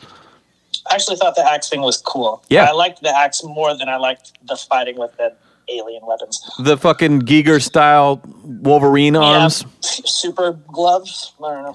But that scene is amazing because he steps toe to toe with Darkseid and you're like, well, how the fuck is this going to play out, right? What? Like you take the most mortal, weakest physical opponent and put him in that situation and he just outplays his hand. Which I think is weird. I like it, but it's weird because this is early 2000s. This is Batman as Batman. This isn't like he's just been deconstructed or this is like alternate universe. This is Batman. He was willing to kill a planet's worth of people. Just that was like his gamble that he was going to do. For the girl that he doesn't really like? Yeah. That was his move. And I'm okay with it, but it is like very out of character. It is and it isn't because you don't... It is. Well, yeah, but you don't know that he would have done that either. Like that's the whole reason it works. It's leverage. Darkseid's like, yeah, if anyone else did it, I would just say they're bluffing, but you're nuts. So, okay, I promise I'll stay away. Yeah. I'm to believe that Apocalypse has no trees or anything like that, but produces an atmosphere that everybody can breathe. That's another dimension. They got all that fire everywhere. Yeah. Yeah. That's true. Fire couldn't exist without oxygen. If you had read Metreon Adventures number 67, they explain the atmosphere. All of our questions apparently just never entered the fold. It's like I was talking to Ev about that Schumacher defense video that came out on YouTube yesterday. It's like a 45-minute documentary. And Nicole Kidman was like, okay, so I just don't understand. So I am this clinical psychologist and I am blah, blah, blah. So like, why am I wearing lingerie on a rooftop? And he goes, it's comic books. you got to put all that logic out the window. This is heightened reality, right? And I was like, see, and that's why I have such a hard time with those fucking movies. But it's the same thing happening here. They're like, look, you are thinking too much about this. Enjoy the ride. You're wrong. You're fundamentally wrong, and you're a bad person. You need to think about what you've done. No, it's that's true. And I did enjoy the ride with this book, this story. I liked it. But you can use that excuse for anything. Like, this doesn't make sense, and that seems kind of stupid. You don't understand. It's heightened reality. Yeah. It's not supposed to make sense. Like, you could use that argument for anything. And we fought on that, too, because there's been times where you go, dude, it's a comic book movie. And I'm like, fuck, they explain everything else. But usually I'm saying that ironically, because I don't think that's a fair thing. Could be so cool that it works. And so that's what I kind of think this falls under that, like Batman threatening to kill a whole planet. Is pretty cool, so I'm okay with it. Genocide is awesome. But you have to acknowledge that it doesn't make any sense for the character. Really, all we get is that excellent payoff of Darkseid literally saying, well played. I mean, it's so badass that it kind of doesn't matter. I'm going to go pout in the corner, Batman, to win this round. I'm not generally in the habit of coming down on myself, but when I'm reading this stuff, and anytime I have what I think is a smart thought, I just tell myself that I'm too stupid to understand it, and then I just move on from there. It doesn't make any sense because I'm impossible. No, I just couldn't possibly grasp it, and then I just move on. Like, it's fine. I accept things through that way. You just give them a pass on everything. Yeah. Like, no, it must be me. I'm just dumb. I gotta go. All right, so the epilogue is that the Trinity returns to Themyscira, everyone intact. Cal takes Kara home to Smallville, and as they enter his parents' house, Darkseid is waiting and lunges through the door. And as he is about to give the Omega Blast to Superman, Kara flies in the way, produces the human shield, and just disintegrates, evaporates. We get the amazing Superman freakout where he goes on this monologue as he's basically punching Darkseid into the sun and then fucking captures him, imprisons him in the final barrier, which is some DC space shit that I don't understand. He pins him to the source wall, which is another great, we're not going to explain any of this. It's a thing. Yeah. If you know, you know, I guess. The way that, I love the source wall, like the guys into it. That looks really cool. Yeah. I like that part a lot too. I like the scale because One Piece does a lot of stuff like that where there's just really tall human characters and stuff. Like, these villains are 10 feet tall humans. And so that's how that wall struck me. Like, because Darkseid is a good dude, but then he gets pinned to the wall next to these things. They're like, I guess they're not even giants. They're like demi-giants or something. But they're all 13 feet tall.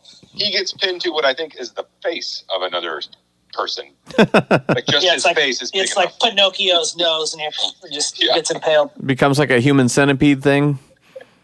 Oh, yeah. But yeah, that scene is awesome, and just his whole rant while he's kicking the shit out of him, going like, you know, she's going to miss her first prom, and she's going to miss going to the movies with her friends, and just like, I love his whole tirade there. Hitting a home run. Yeah, because she's stronger than everyone on her team. She's going to miss just completely beating everyone at every sport and never having any challenge. And then because there were questionable moments earlier where we talked about like no stakes and kind of just rushing through shit, this is victim of that in that we find out Kara faked her own death, used the boom tube to set this up and replace her with these ashes. And it says that not even Batman, but Superman knew that Darkseid wouldn't, like, okay, I'll give you a pass. You guys win. Stick to his promise. That's not his thing. Yeah, he's not going known for that. You know, he's going to be a sore loser, basically. And so he saw this coming and made this arrangement. She, in the last shot, you know, flies away with him, adds Supergirl. She talks to the many side characters there that have all gathered and says, like, yeah, I mean, this is what I'm meant to do. I actually found that pretty effective. Given the whole thing, this is a good ending for me. Yeah, I agree. It felt like the ending to a bigger story about her. Yeah. Even though we didn't get much of her necessarily, if there was like a Supergirl that came after this that's directly connected, and maybe there is, I would read that, actually. Especially if it was drawn by Michael Turner. Yeah. I started watching the show again Sticks. after this, actually. I started watching the Melissa Benoist show just because I was like, oh, yeah, I forgot I started that, and it was lame. But now I just want more Supergirl, so I'm going to watch it anyway. Yeah, I've read some Supergirl stories that come after this. They're pretty good. Nice. I like the character because it's the same as like the Batgirl stuff or anyone who like directly steals their gimmick or is derived from another character. Yeah. It's done well. I think it's neat. Yeah. I like Venom because he's like bad Spider-Man. He's got a spider on his chest. That's cool. In the memorial scene, there's at least one panel where I know what they're trying to show is it's like Batman's talking to Kara, and there's a panel where he's got like stitches on his face because they just got done with some other planetary battle. And all I could think of was our previous conversation based on Three Jokers about like, wouldn't any part of your body have hella scars on it? So this is proposing that you have like Joker level stitches on your face and that you can not be masked at any other point. Bruce Wayne looks like Heath Ledger. Yeah. I had that thought when I read this, and I was like, oh, it's because they're like magic space stitches, and they'll use their Shazam healing magic to, beautiful skin it up afterwards. They'll explain it. Oh yeah, damn. Yeah. Should I have told myself that I was stupid? I thought about that. Yeah. You could have got right out of that problem. Sometimes I can't tell. So, But Bruce Wayne's got that Hollywood money. Have you seen J-Lo lately? I mean, come on. Yeah, she's like 28, right? Yeah, 28, exactly. Yeah, she was in that explosion at the glass factory next door to the razor wire plantation. I do have to point out here at the very end, I don't know the versions you guys read, but in the trade they have the extra variant covers, and this, the Trinity drawn by the Trinity, Jim and Scott and Alex, oh yeah, is phenomenal. I mean, I want this fucking framed on my wall. That is incredible. I'm like if I had known this existed, would I have got the issue of Hush signed when I sent away for that signing? Probably not. That is so fucking cool. Like, oh my god. Yeah, that is a good one. Easter eggs. It can't be Easter eggs in a book that's all things no one understands where the reference is from.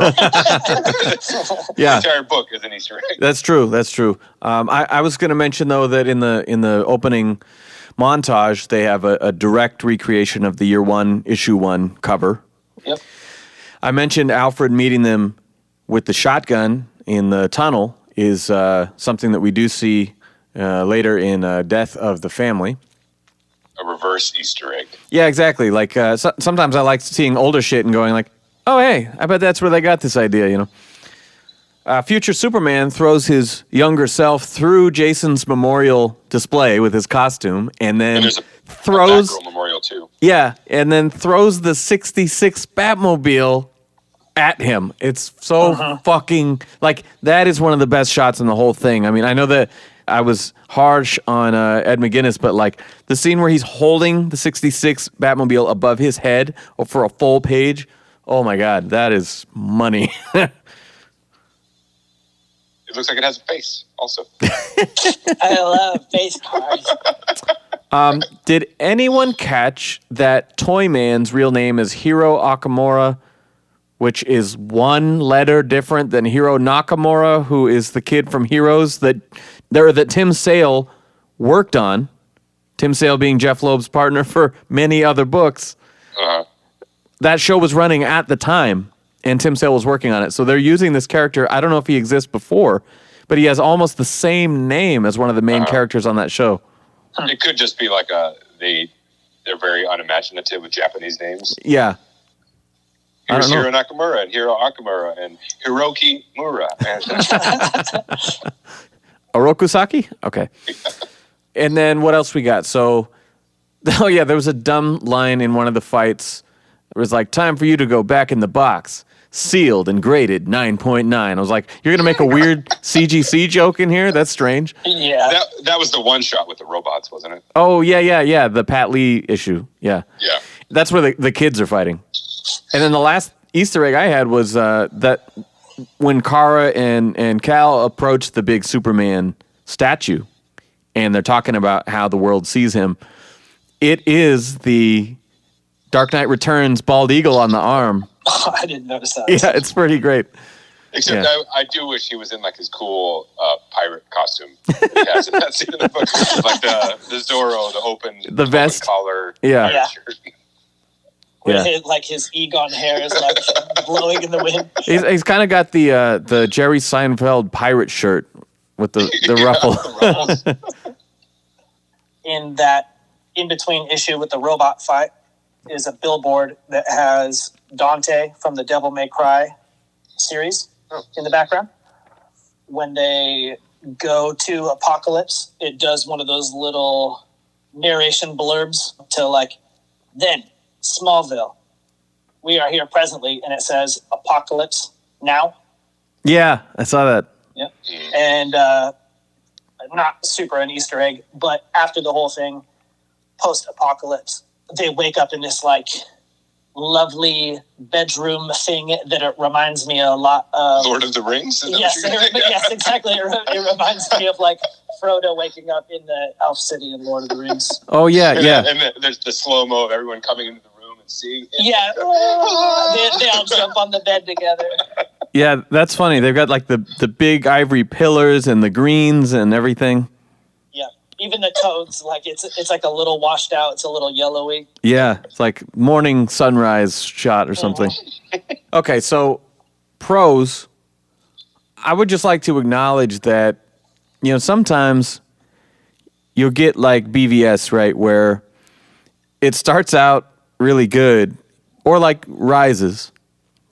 It sort of just can't quite come together at the end.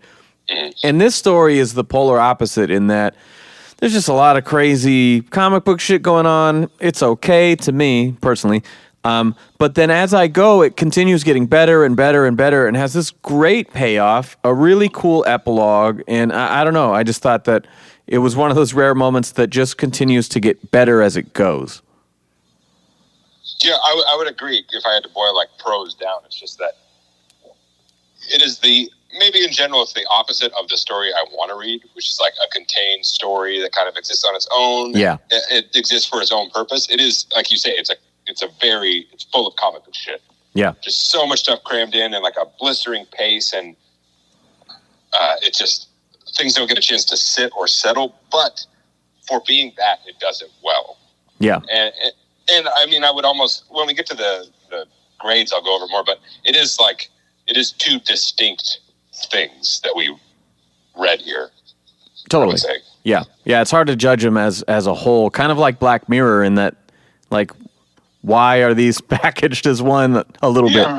But as I said, I think maybe these did exist as two separate trade paperbacks.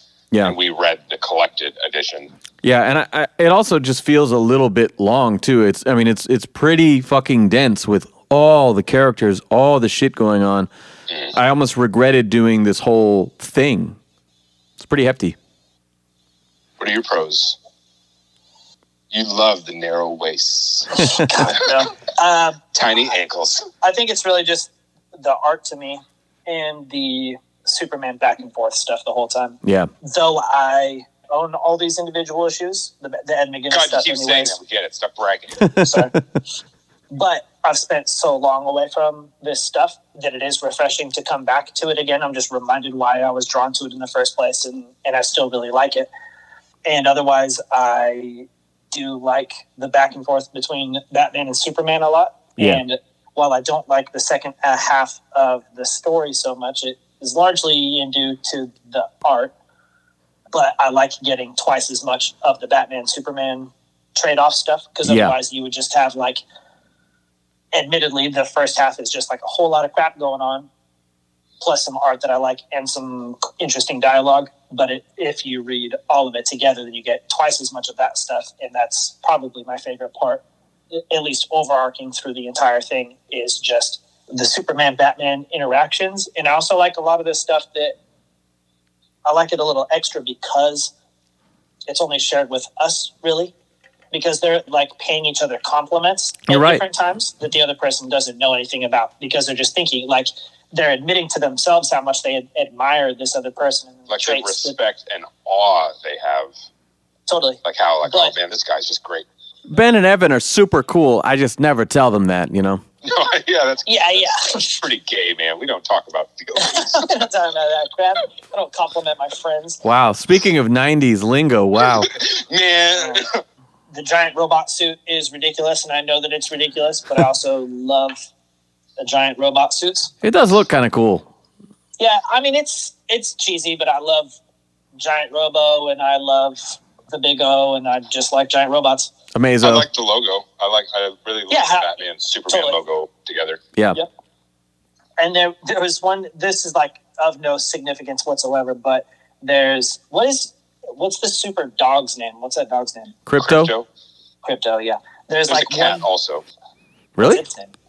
Crypto. I don't know. It's probably like whiskers or something or mittens. So licks his belly, sits on his spine with a cape on. There's one panel where it's like Crypto's eyeballs, like he's about to laser beam something, and I can't remember where it is in its story, but it's like one of my favorite panels in the whole thing. It's so cool. It was that little beat, which I really liked, it like Crypto not liking Kara. Yeah. and then Batman's like, don't you think it's weird that your dog doesn't like her? Yeah. And then it's the last shot of like his angry mouth, and Superman's like, the dog doesn't like anyone. Yeah, exactly. Yeah. That's what other people tell me when I visit their houses. Oh, it's not just you. He doesn't like anyone. Yeah. I mean, this is a little much. It seems like he is extra angry at you, Sam. Yeah. Something about you. Like, I just want to pet him. It's like, why is he wearing a hood in the house? It's weird. Fuck you. His eyes are too open. Roo, roo. While Sam was reading this, he was sending us screenshots of these kind of like political parallels between this this Luther stuff and these Trump presidencies, and I thought that was all really cool. And I appreciate anytime somebody can express thoughts that become like blanket things. They don't apply all the time, but you've written them to a non-existent character and yet apply in real life. But then when I was reading the story myself, I found a blurb in particular that I liked a lot. It was Superman, I think. And he said, I don't know what I actually remember or if it's just pictured in my mind. And I felt like I've had a lot of thoughts lately about like memory and repetition and what we actually do remember versus what we've just kind of like solidified in our own minds and stuff. And that one like resonated with me a little bit personally. Yeah, totally. Which fucking babe said that? I think it was Clark. The beefiest beefcake. I love the way Ed McGuinness draws his junk. It's so fucking hot. Such a solid shadow. Evan just likes those big marshmallowy muscle suit guys, you know. I do love that. Well, I mean, his take on anatomy is like awesome, but everybody is like a bodybuilder or a small bodybuilder. Yeah. But I love those shapes and I love those shadows. But I also know that Ed McGuinness loves pro wrestling and stuff, and so he just kind of creates like everybody becomes this like super buff pro wrestling character almost. Yeah. They're not just buff, but like huge, wide. Yeah. 6 foot shoulders. I like in the Secret Files in the back because they make a point of saying like Superman is 6'3" and 240 pounds. Batman is 6'2" and 210 pounds. Like explicitly, he's a little bit smaller, and that's what he is, and that's the relationship physically between the two of them. Oh, I liked in the end too, in that same part with the character profiles, that there was this. It wasn't in this story, but there's the picture of Metallo, and at one point Metallo is like a giant robot character, which I'd totally forgotten from some like other previous Ed McGuinness Superman stuff. Like, oh, cool. I don't know why they chose to use that picture. Actually, I freaking loved that part because everybody gets like a profile pic that isn't found anywhere else in the comics. And it also kind of reminded me of like Marvel and DC trading cards back in the day. Yes. With like with the covers and the stats and the story on the back. I was like, Actually, my favorite one out of all of them was McGuinness's take on Talia. I thought that was great. Talia Ed. Yeah. Yeah. That's funny that in the picture, it's like a fisheye with her head so close to the She's camera. holding like a dollar bill up or something like that. Head. My name's Talia, Mrs. Head if you're nasty. She's got a gourd. Ben, did you have any other pros?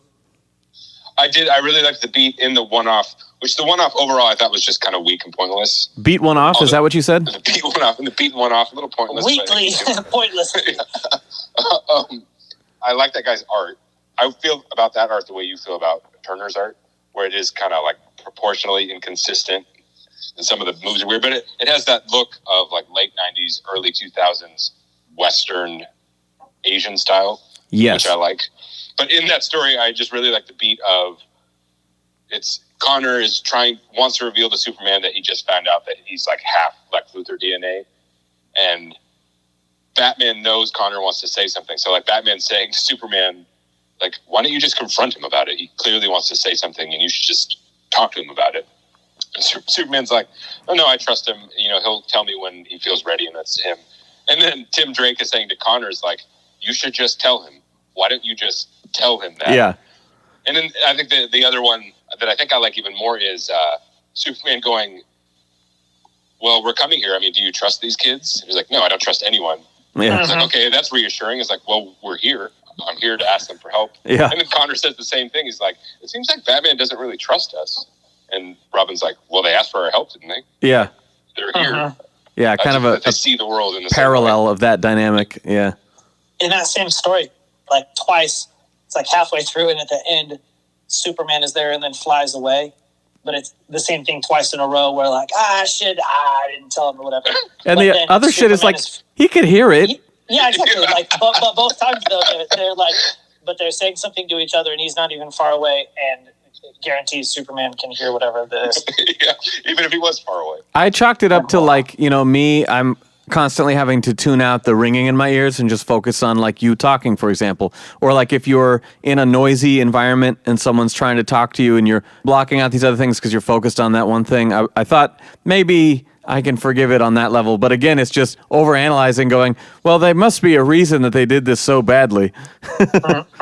Superman is very respectful. He knows not to eavesdrop on people. Yeah, there you go. Yeah, he turns off his superhearing. Yeah, he's not constantly like checking out people's bodies under their underwear with his X-ray vision. He turns that off because he's respectful. Yeah. There's this part, I think it's the beginning of the Turner stuff, and somebody says something about Batman's lead-lined cowl. Yeah. And I was like, that's not healthy. Yeah, I was like, why would he do that? Because the only character that I know of with this like X-ray vision is Superman. And he knows. Yeah, and what is Superman going to learn from seeing your brain anyways? Like, if he got to see your brain goo, then what's that going to tell him? I think maybe it's more like his skeleton. He could go home and then do a perfect drawing of his skeleton and go, oh, that's Bruce Wayne. That's Bruce Wayne's skeleton. I recognize that anywhere. You're right. That would be terrible. Yeah, I thought it was more just seeing his face. But it's just a way to go like, Kara can't see his face. Yeah, exactly. Kara doesn't know that he's Bruce Wayne, and also she doesn't know who Bruce Wayne is. Anyway. Yeah, she's from another fucking planet. Just got here. Exactly. Oh. I'll just squeeze in a last couple mentions here. Squeeze it in. Yeah, squeeze it in. I totally agree with the dynamic they established from the first page of their inner monologues and mutual respect or whatever. I love how that plays out. I love the Supergirl story arc, the ending especially. Again, I really am a fan of Turner's faces and eyes, and I'll forgive whatever messiness or stylized, unrealistic stuff. I think making the characters emote from a comic book, I hold it in very high regard over many other details that they could do in the drawings. So. Yeah, because as you're saying that, I'm thinking like Ed McGuinness' stuff, he shows emotion well too, like with some of the Superman reacting to like some crazy shit or something. But yeah, the Mark Turner stuff resonated with me more. But I do think some of that's just the story. He got to tell the better story with his art. Yeah, and it's just sort of that, like we mentioned, of the nature of that style doesn't lend itself to, it's not supposed to be realistic. That's just not the goal, And so I just find it way more relatable when I connect to someone's humanity, especially in a big, super alien, otherworldly, space, time travel story. Like if you can remind me that there's something I can connect to, then you can buy me in a lot better. Cons? Mine is almost entirely, no, it is entirely art related. And I've covered some of this. It says Kara's stupid fortress shirt plus underwear around town. Turner's Bruce, because there's like the one scene where he's peeking around the corner and he's in civilian clothes, and I really did not like how he looked. He has like slick back brown hair. Yeah, he has like, I just cool anime like glasses. Yep, he has like weird glasses. I don't like his eyebrows. Wait, was that a disguise or just how he looks? Because like he's famous too. Maybe a little bit of both. I don't think he wears his hair like that normally. He's just billionaire back alley Bruce Wayne. And if it is supposed to be him in disguise, it's another one of those things that they didn't explain to us. I wrote Turner's art in general. I also noted, for some reason, Batman has like milk chocolate brown skin color the entire time.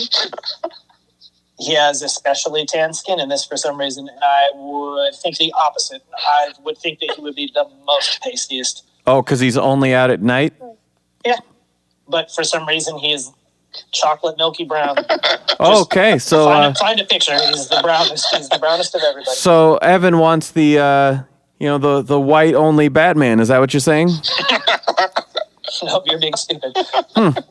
Interesting. I'm just reading into it the way a casual listener might wonder. Yeah, I get it. It's like you're one of those guys who'd watch Thor and be like, Heimdall is not a black guy. I've looked in all my photo books from Norse mythology. Heimdall is not a black guy. He's a white guy. Look, Jesus is white, okay? Every picture I've seen of Batman in real life, he's a white guy. So how could he be chocolate? I'm not even saying that. I'm not even saying that he isn't Caucasian. I'm just saying that he has incredibly dark skin. Never seen Batman portrayed in that way Mediterranean Batman? That's disgusting. Oh my God. I'm really upset. Oh, I regret giving you shit about this. Next. There's very little weight to the story. Most of it's in the back half with Supergirl. But even that, all the story beats that are supposed to have like real heaviness to them don't. I think the only one that hit me was maybe when you think Kara's dead. Yeah. And I read this story and I already knew that she wasn't. But they sold that scene pretty well. I still kind of felt that with like, after everything you just went to, and then that asshole shows up and vaporizes her. It was like, oh, that sucks. But that was kind of like the killer comes back to life at the end of a horror movie and stabs you one last time. You're like, oh shit, Yeah, like, oh, I thought we were safe. Yeah. And but like the Harbinger death, just like completely weightless. It's like off screen. You can't even tell who she is. Yeah, we didn't learn anything about her other than what her secret power was. We didn't spend any time with her, and the whole story is like that. Other than the stuff I already said, that's the biggest problems with it. Wait, I have a question now. Because when she saw the future in her little orb thing, wasn't it of Kara's body being held like that? Yeah, it's because there was like part of Kara's super costume was like draped over her. Oh, so it looked like her. You as the reader are supposed to think that's Kara. And also because they look exactly the same. Yeah, I think it was actually the orbs were as confused as we were. They were like, isn't this Kara? No, it's not. It's the orb owner. And maybe that's my bigger con, and it's kind of with that too. Is like this story does so many big like cliffhangers or ending moments that are only like rationalized or explained in the next issue, but they're not just rationalized; they're like explained away. Yeah, it's like he goes to rescue Kara, and she's like, "I don't want you to rescue me. Darkseid's my real dad, and he's going to take care of me, and this is much better here. Yeah, and I'm not being hypnotized. This is my own choice." And then the next issue, she wakes up and she's like, "I don't remember anything." And yeah, Darkseid hypnotizes people, and he's got magic and stuff. It's okay. Yeah. And it's the same with Wonder Woman attacking them in the park. Like, she looked like she was ready to kill them and, like, fight them. Yeah. And the next issue, it's, she just wanted to take her here. And then it was also Batman's plan, too. That's what was going on. It's just, like, it's constantly that, where it's just a big thing happens, and no, actually, it's not Doomsday. It's a bunch of robots. Yeah, there's never any consequence. And I think that a great... Animate croutons. A great example of that, where there's no consequence, especially for like a real dangerous villain showing up, is that Lady Shiva shows up in the everyone coming out of the woodwork to collect the bounty and take them down, and she is dealt with in I think 3 panels or something, And quickly. Yeah, I was just like, I cannot abide this. You could do maybe a little bit of headcanon or rationalization of like, oh, well, the gorilla was controlling her. He's not a very good fighter. He didn't have to learn martial arts.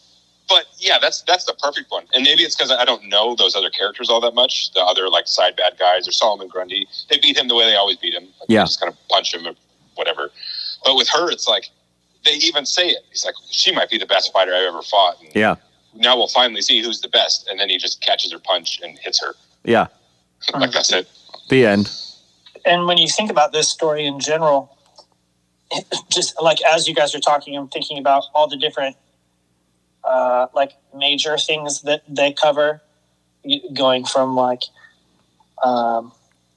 Metallo to bad guy fight to good guy fight to Japan explosion. They do so many massive things in this comic that like eventually it gets to be like a little bit silly, kind of just like a less is more thing, I guess, because none of it can feel weighty. Yeah. If you're also going to like pilot a giant robot and take out this comet, and then you're going to go to another planet. Oh my God, Captain Atom died in that explosion. Who? Who was that guy? Yeah. I feel like I'm supposed to feel something, and I don't feel anything. Like, oh, you mean the guy who just came to beat the fuck out of you 5 minutes ago? Yeah. Yeah. What a shame. It's just too much, too fast all the time, and so none of it ends up feeling very significant because you just keep it moving. It's big stuff, but it's not big stuff. None of it lasts. You know what it is? It's the opposite of what we discussed on Over the Edge. It's the opposite of the Paul Dini approach, where you have a 22-minute episode where they crammed in so many things. Like, this shouldn't work, right? You've crammed like a movie arc into a 22-minute episode and made us feel all the emotional beats, right? And this is not a short book. This is 13 issues. It's like 300 pages. Yeah, like it's so long, and yet nothing gets time to breathe. Ever. It's the opposite of that. It's like, okay, well, if they had half as much time and they needed to cram all this stuff in, sure, but like they have so much time to tell a story, and they chose to tell two complete stories instead, which is, I think that's the mistake. I was just thinking about, in a lot of things in life, I'm like attempting to, like, what's my take and what's my personality, but also try to be aware of other people's take on stuff, because I think that we have a tendency to be like, this is my perspective and this is right. Absolute. Well, this is absolute. This is correct and stuff. Like this is the only way that a person could think about things. And I would never do that. Yeah. Well, good job, Sam. And all I could think was that, like, here we're like talking about like all this stuff, just so much crap, absolutely weightless. And I was thinking about like, what if there was a person reading this comic who was just like balls deep in the story the entire time, and so they were actually like emotionally along for every one of these 32 like ups and downs in the story. They're like, I can't believe they used Gaggy from 30 years ago. They brought in all these characters. It's amazing. Oh my God. They're just like so much. When they're actually talking about like their emotions and stuff. And all the comics I read when I was a kid, they don't talk about any of that stuff. Yeah. This is crazy. They're actually getting into the inner workings of the characters. Yeah. But if they were actually being pulled along by like all the drama that this presented, that would be phenomenal, and it would be exhausting. I think some of that too is like when you're talking about perspective, like not just perspective on your own personal tastes and what works for you and what doesn't, but if you're like someone like us, or like a lot of people, where you've read tons of stories, you've watched tons of movies, you've consumed so much media, versus like if you don't do that ever, and then every now and then you read the thing, your experience with it is going to be different because your expectations are less, your high watermark might be lower. Yeah. So for example, like, we're talking about whether or not we would have understood more if there was actually stuff that we should have read before this, because they talk about things as if we should know these things. Yeah. That's also the same way that like people's perspectives are so unique because they have a backstory that we could never have had. And in order to think the way that they think, we would have had to have like lived their existence. And, therefore we can't have that perspective, and just kind of like the story, either you do or you don't know this stuff. Move forward. Yeah. Yeah. Yeah, and if I think if you don't have an emotional experience to draw from, you can't be empathetic with the characters. Yeah, you're going to have a harder time. Sure. Maybe our perception of this would have been different had we known all those little things that they're dropping gems about. Yeah, if Lex Luthor had framed me and then put out a bounty on my head, and then if my alien cousin came down and my best bud was like, she's not your real cousin. Mm-hmm. That'll fuck you up. Yeah. I mean, I think that is true, but it's also like we keep giving this thing passes. Like, this is an issue 1. This is an issue 1 through 13. And so there's only like so much of that we can forgive. Yes, but this is like borderline issue 1 of Jesus and Abraham Lincoln. It's like these are not strangers. Everyone already knows. Jesus and Lincoln. Wait, which one is which? Who wears the cowl? Yeah. I think Jesus is Superman, obviously. Yeah. Yeah. Batman could be Abraham Lincoln. Okay. Who would illustrate that? Everyone's going to want their chance at it, but Hey, Sean Murphy likes mixing in history, so. That's true. And he has a profound respect for Jesus. Yeah. I can appreciate that it's very well done. Just the McGinnis style, the big, bright, round, cartoony stuff, not for me. Turner's weird anorexia stuff. I mean, Wonder Woman has arms with muscles, right? And then just like deep collarbones and rib cage and nothing else going. Like, it's just, am I supposed to buy that these people are so powerful in the way that you have these big ass characters? Like Evan said, like sometimes in like anime or whatever, you're getting these smaller characters you might physically underestimate. But like, that's not these characters. We just came from 6 issues of McGinnis, like, that are Frank Miller sized. But yeah, those are my little I just think art the peeves. biggest takeaway people should have is that you're a pig and I'm not. That's fine. Trifecta. What's the detective category? Was there anything that stood out to you there? Yeah, every time Batman has like a thing on his head or face, and he's going like, I love this shit. It's my favorite part of the job is being in a grave or examining Kryptonian ruins and figuring stuff out. Yeah, it's like when they do the thing in comics where they just tell me stuff and I believe it. And Batman was like, I'm a detective. And I was like, fuck yeah. I think that a lot of you could kind of couple the detective and ninja categories in this, because a lot of his fight stuff, they're intellectual victories too, whether it's the castling moves or beating Darkseid prior to entering the room. Things like that is that he's still using that skill set even when it comes to the face-off moment, Yeah, his mental superiority. Yeah, I also think a lot of his detective stuff is instead applied to people and psychology instead. Yeah. He's always thinking about Superman and stuff, but then you add in the Kara element and he's trying to like work his way through this Kara introduction the whole time, and so it becomes more about like we're listening to him think about people's intentions and who could this person be and what's true and stuff. Yeah, the characters themselves become a puzzle to solve. Yeah. Trauma?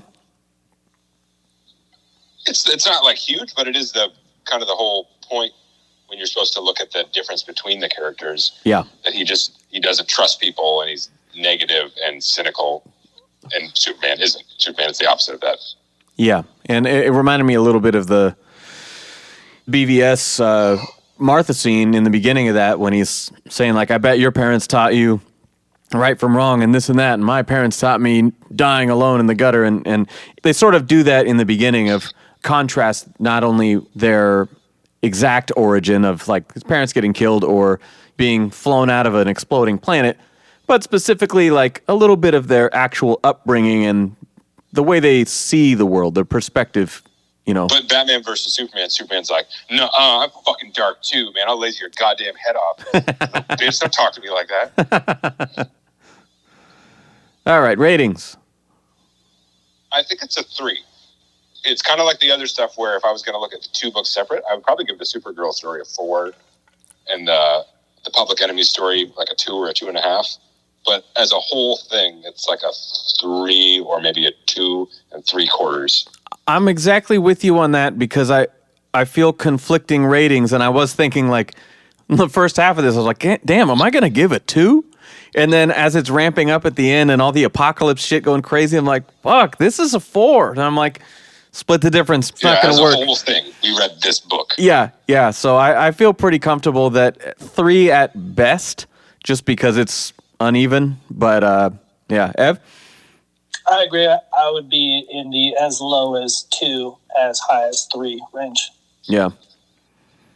Cool. Well, any closing thoughts before we take a quote-unquote week off before we talk about Justice League?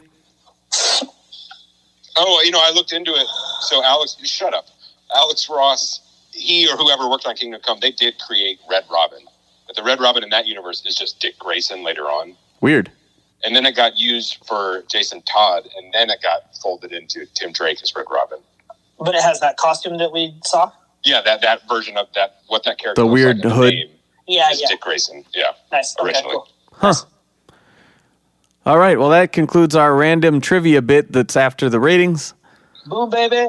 You asked if I had anything else to say. I have lots more to say. About this fucking book. Don't hit stop. Hold on, I just need to collect my thoughts. This is Robin. Thanks for checking out the Bat Fanatic podcast with Sammy Warm Hands.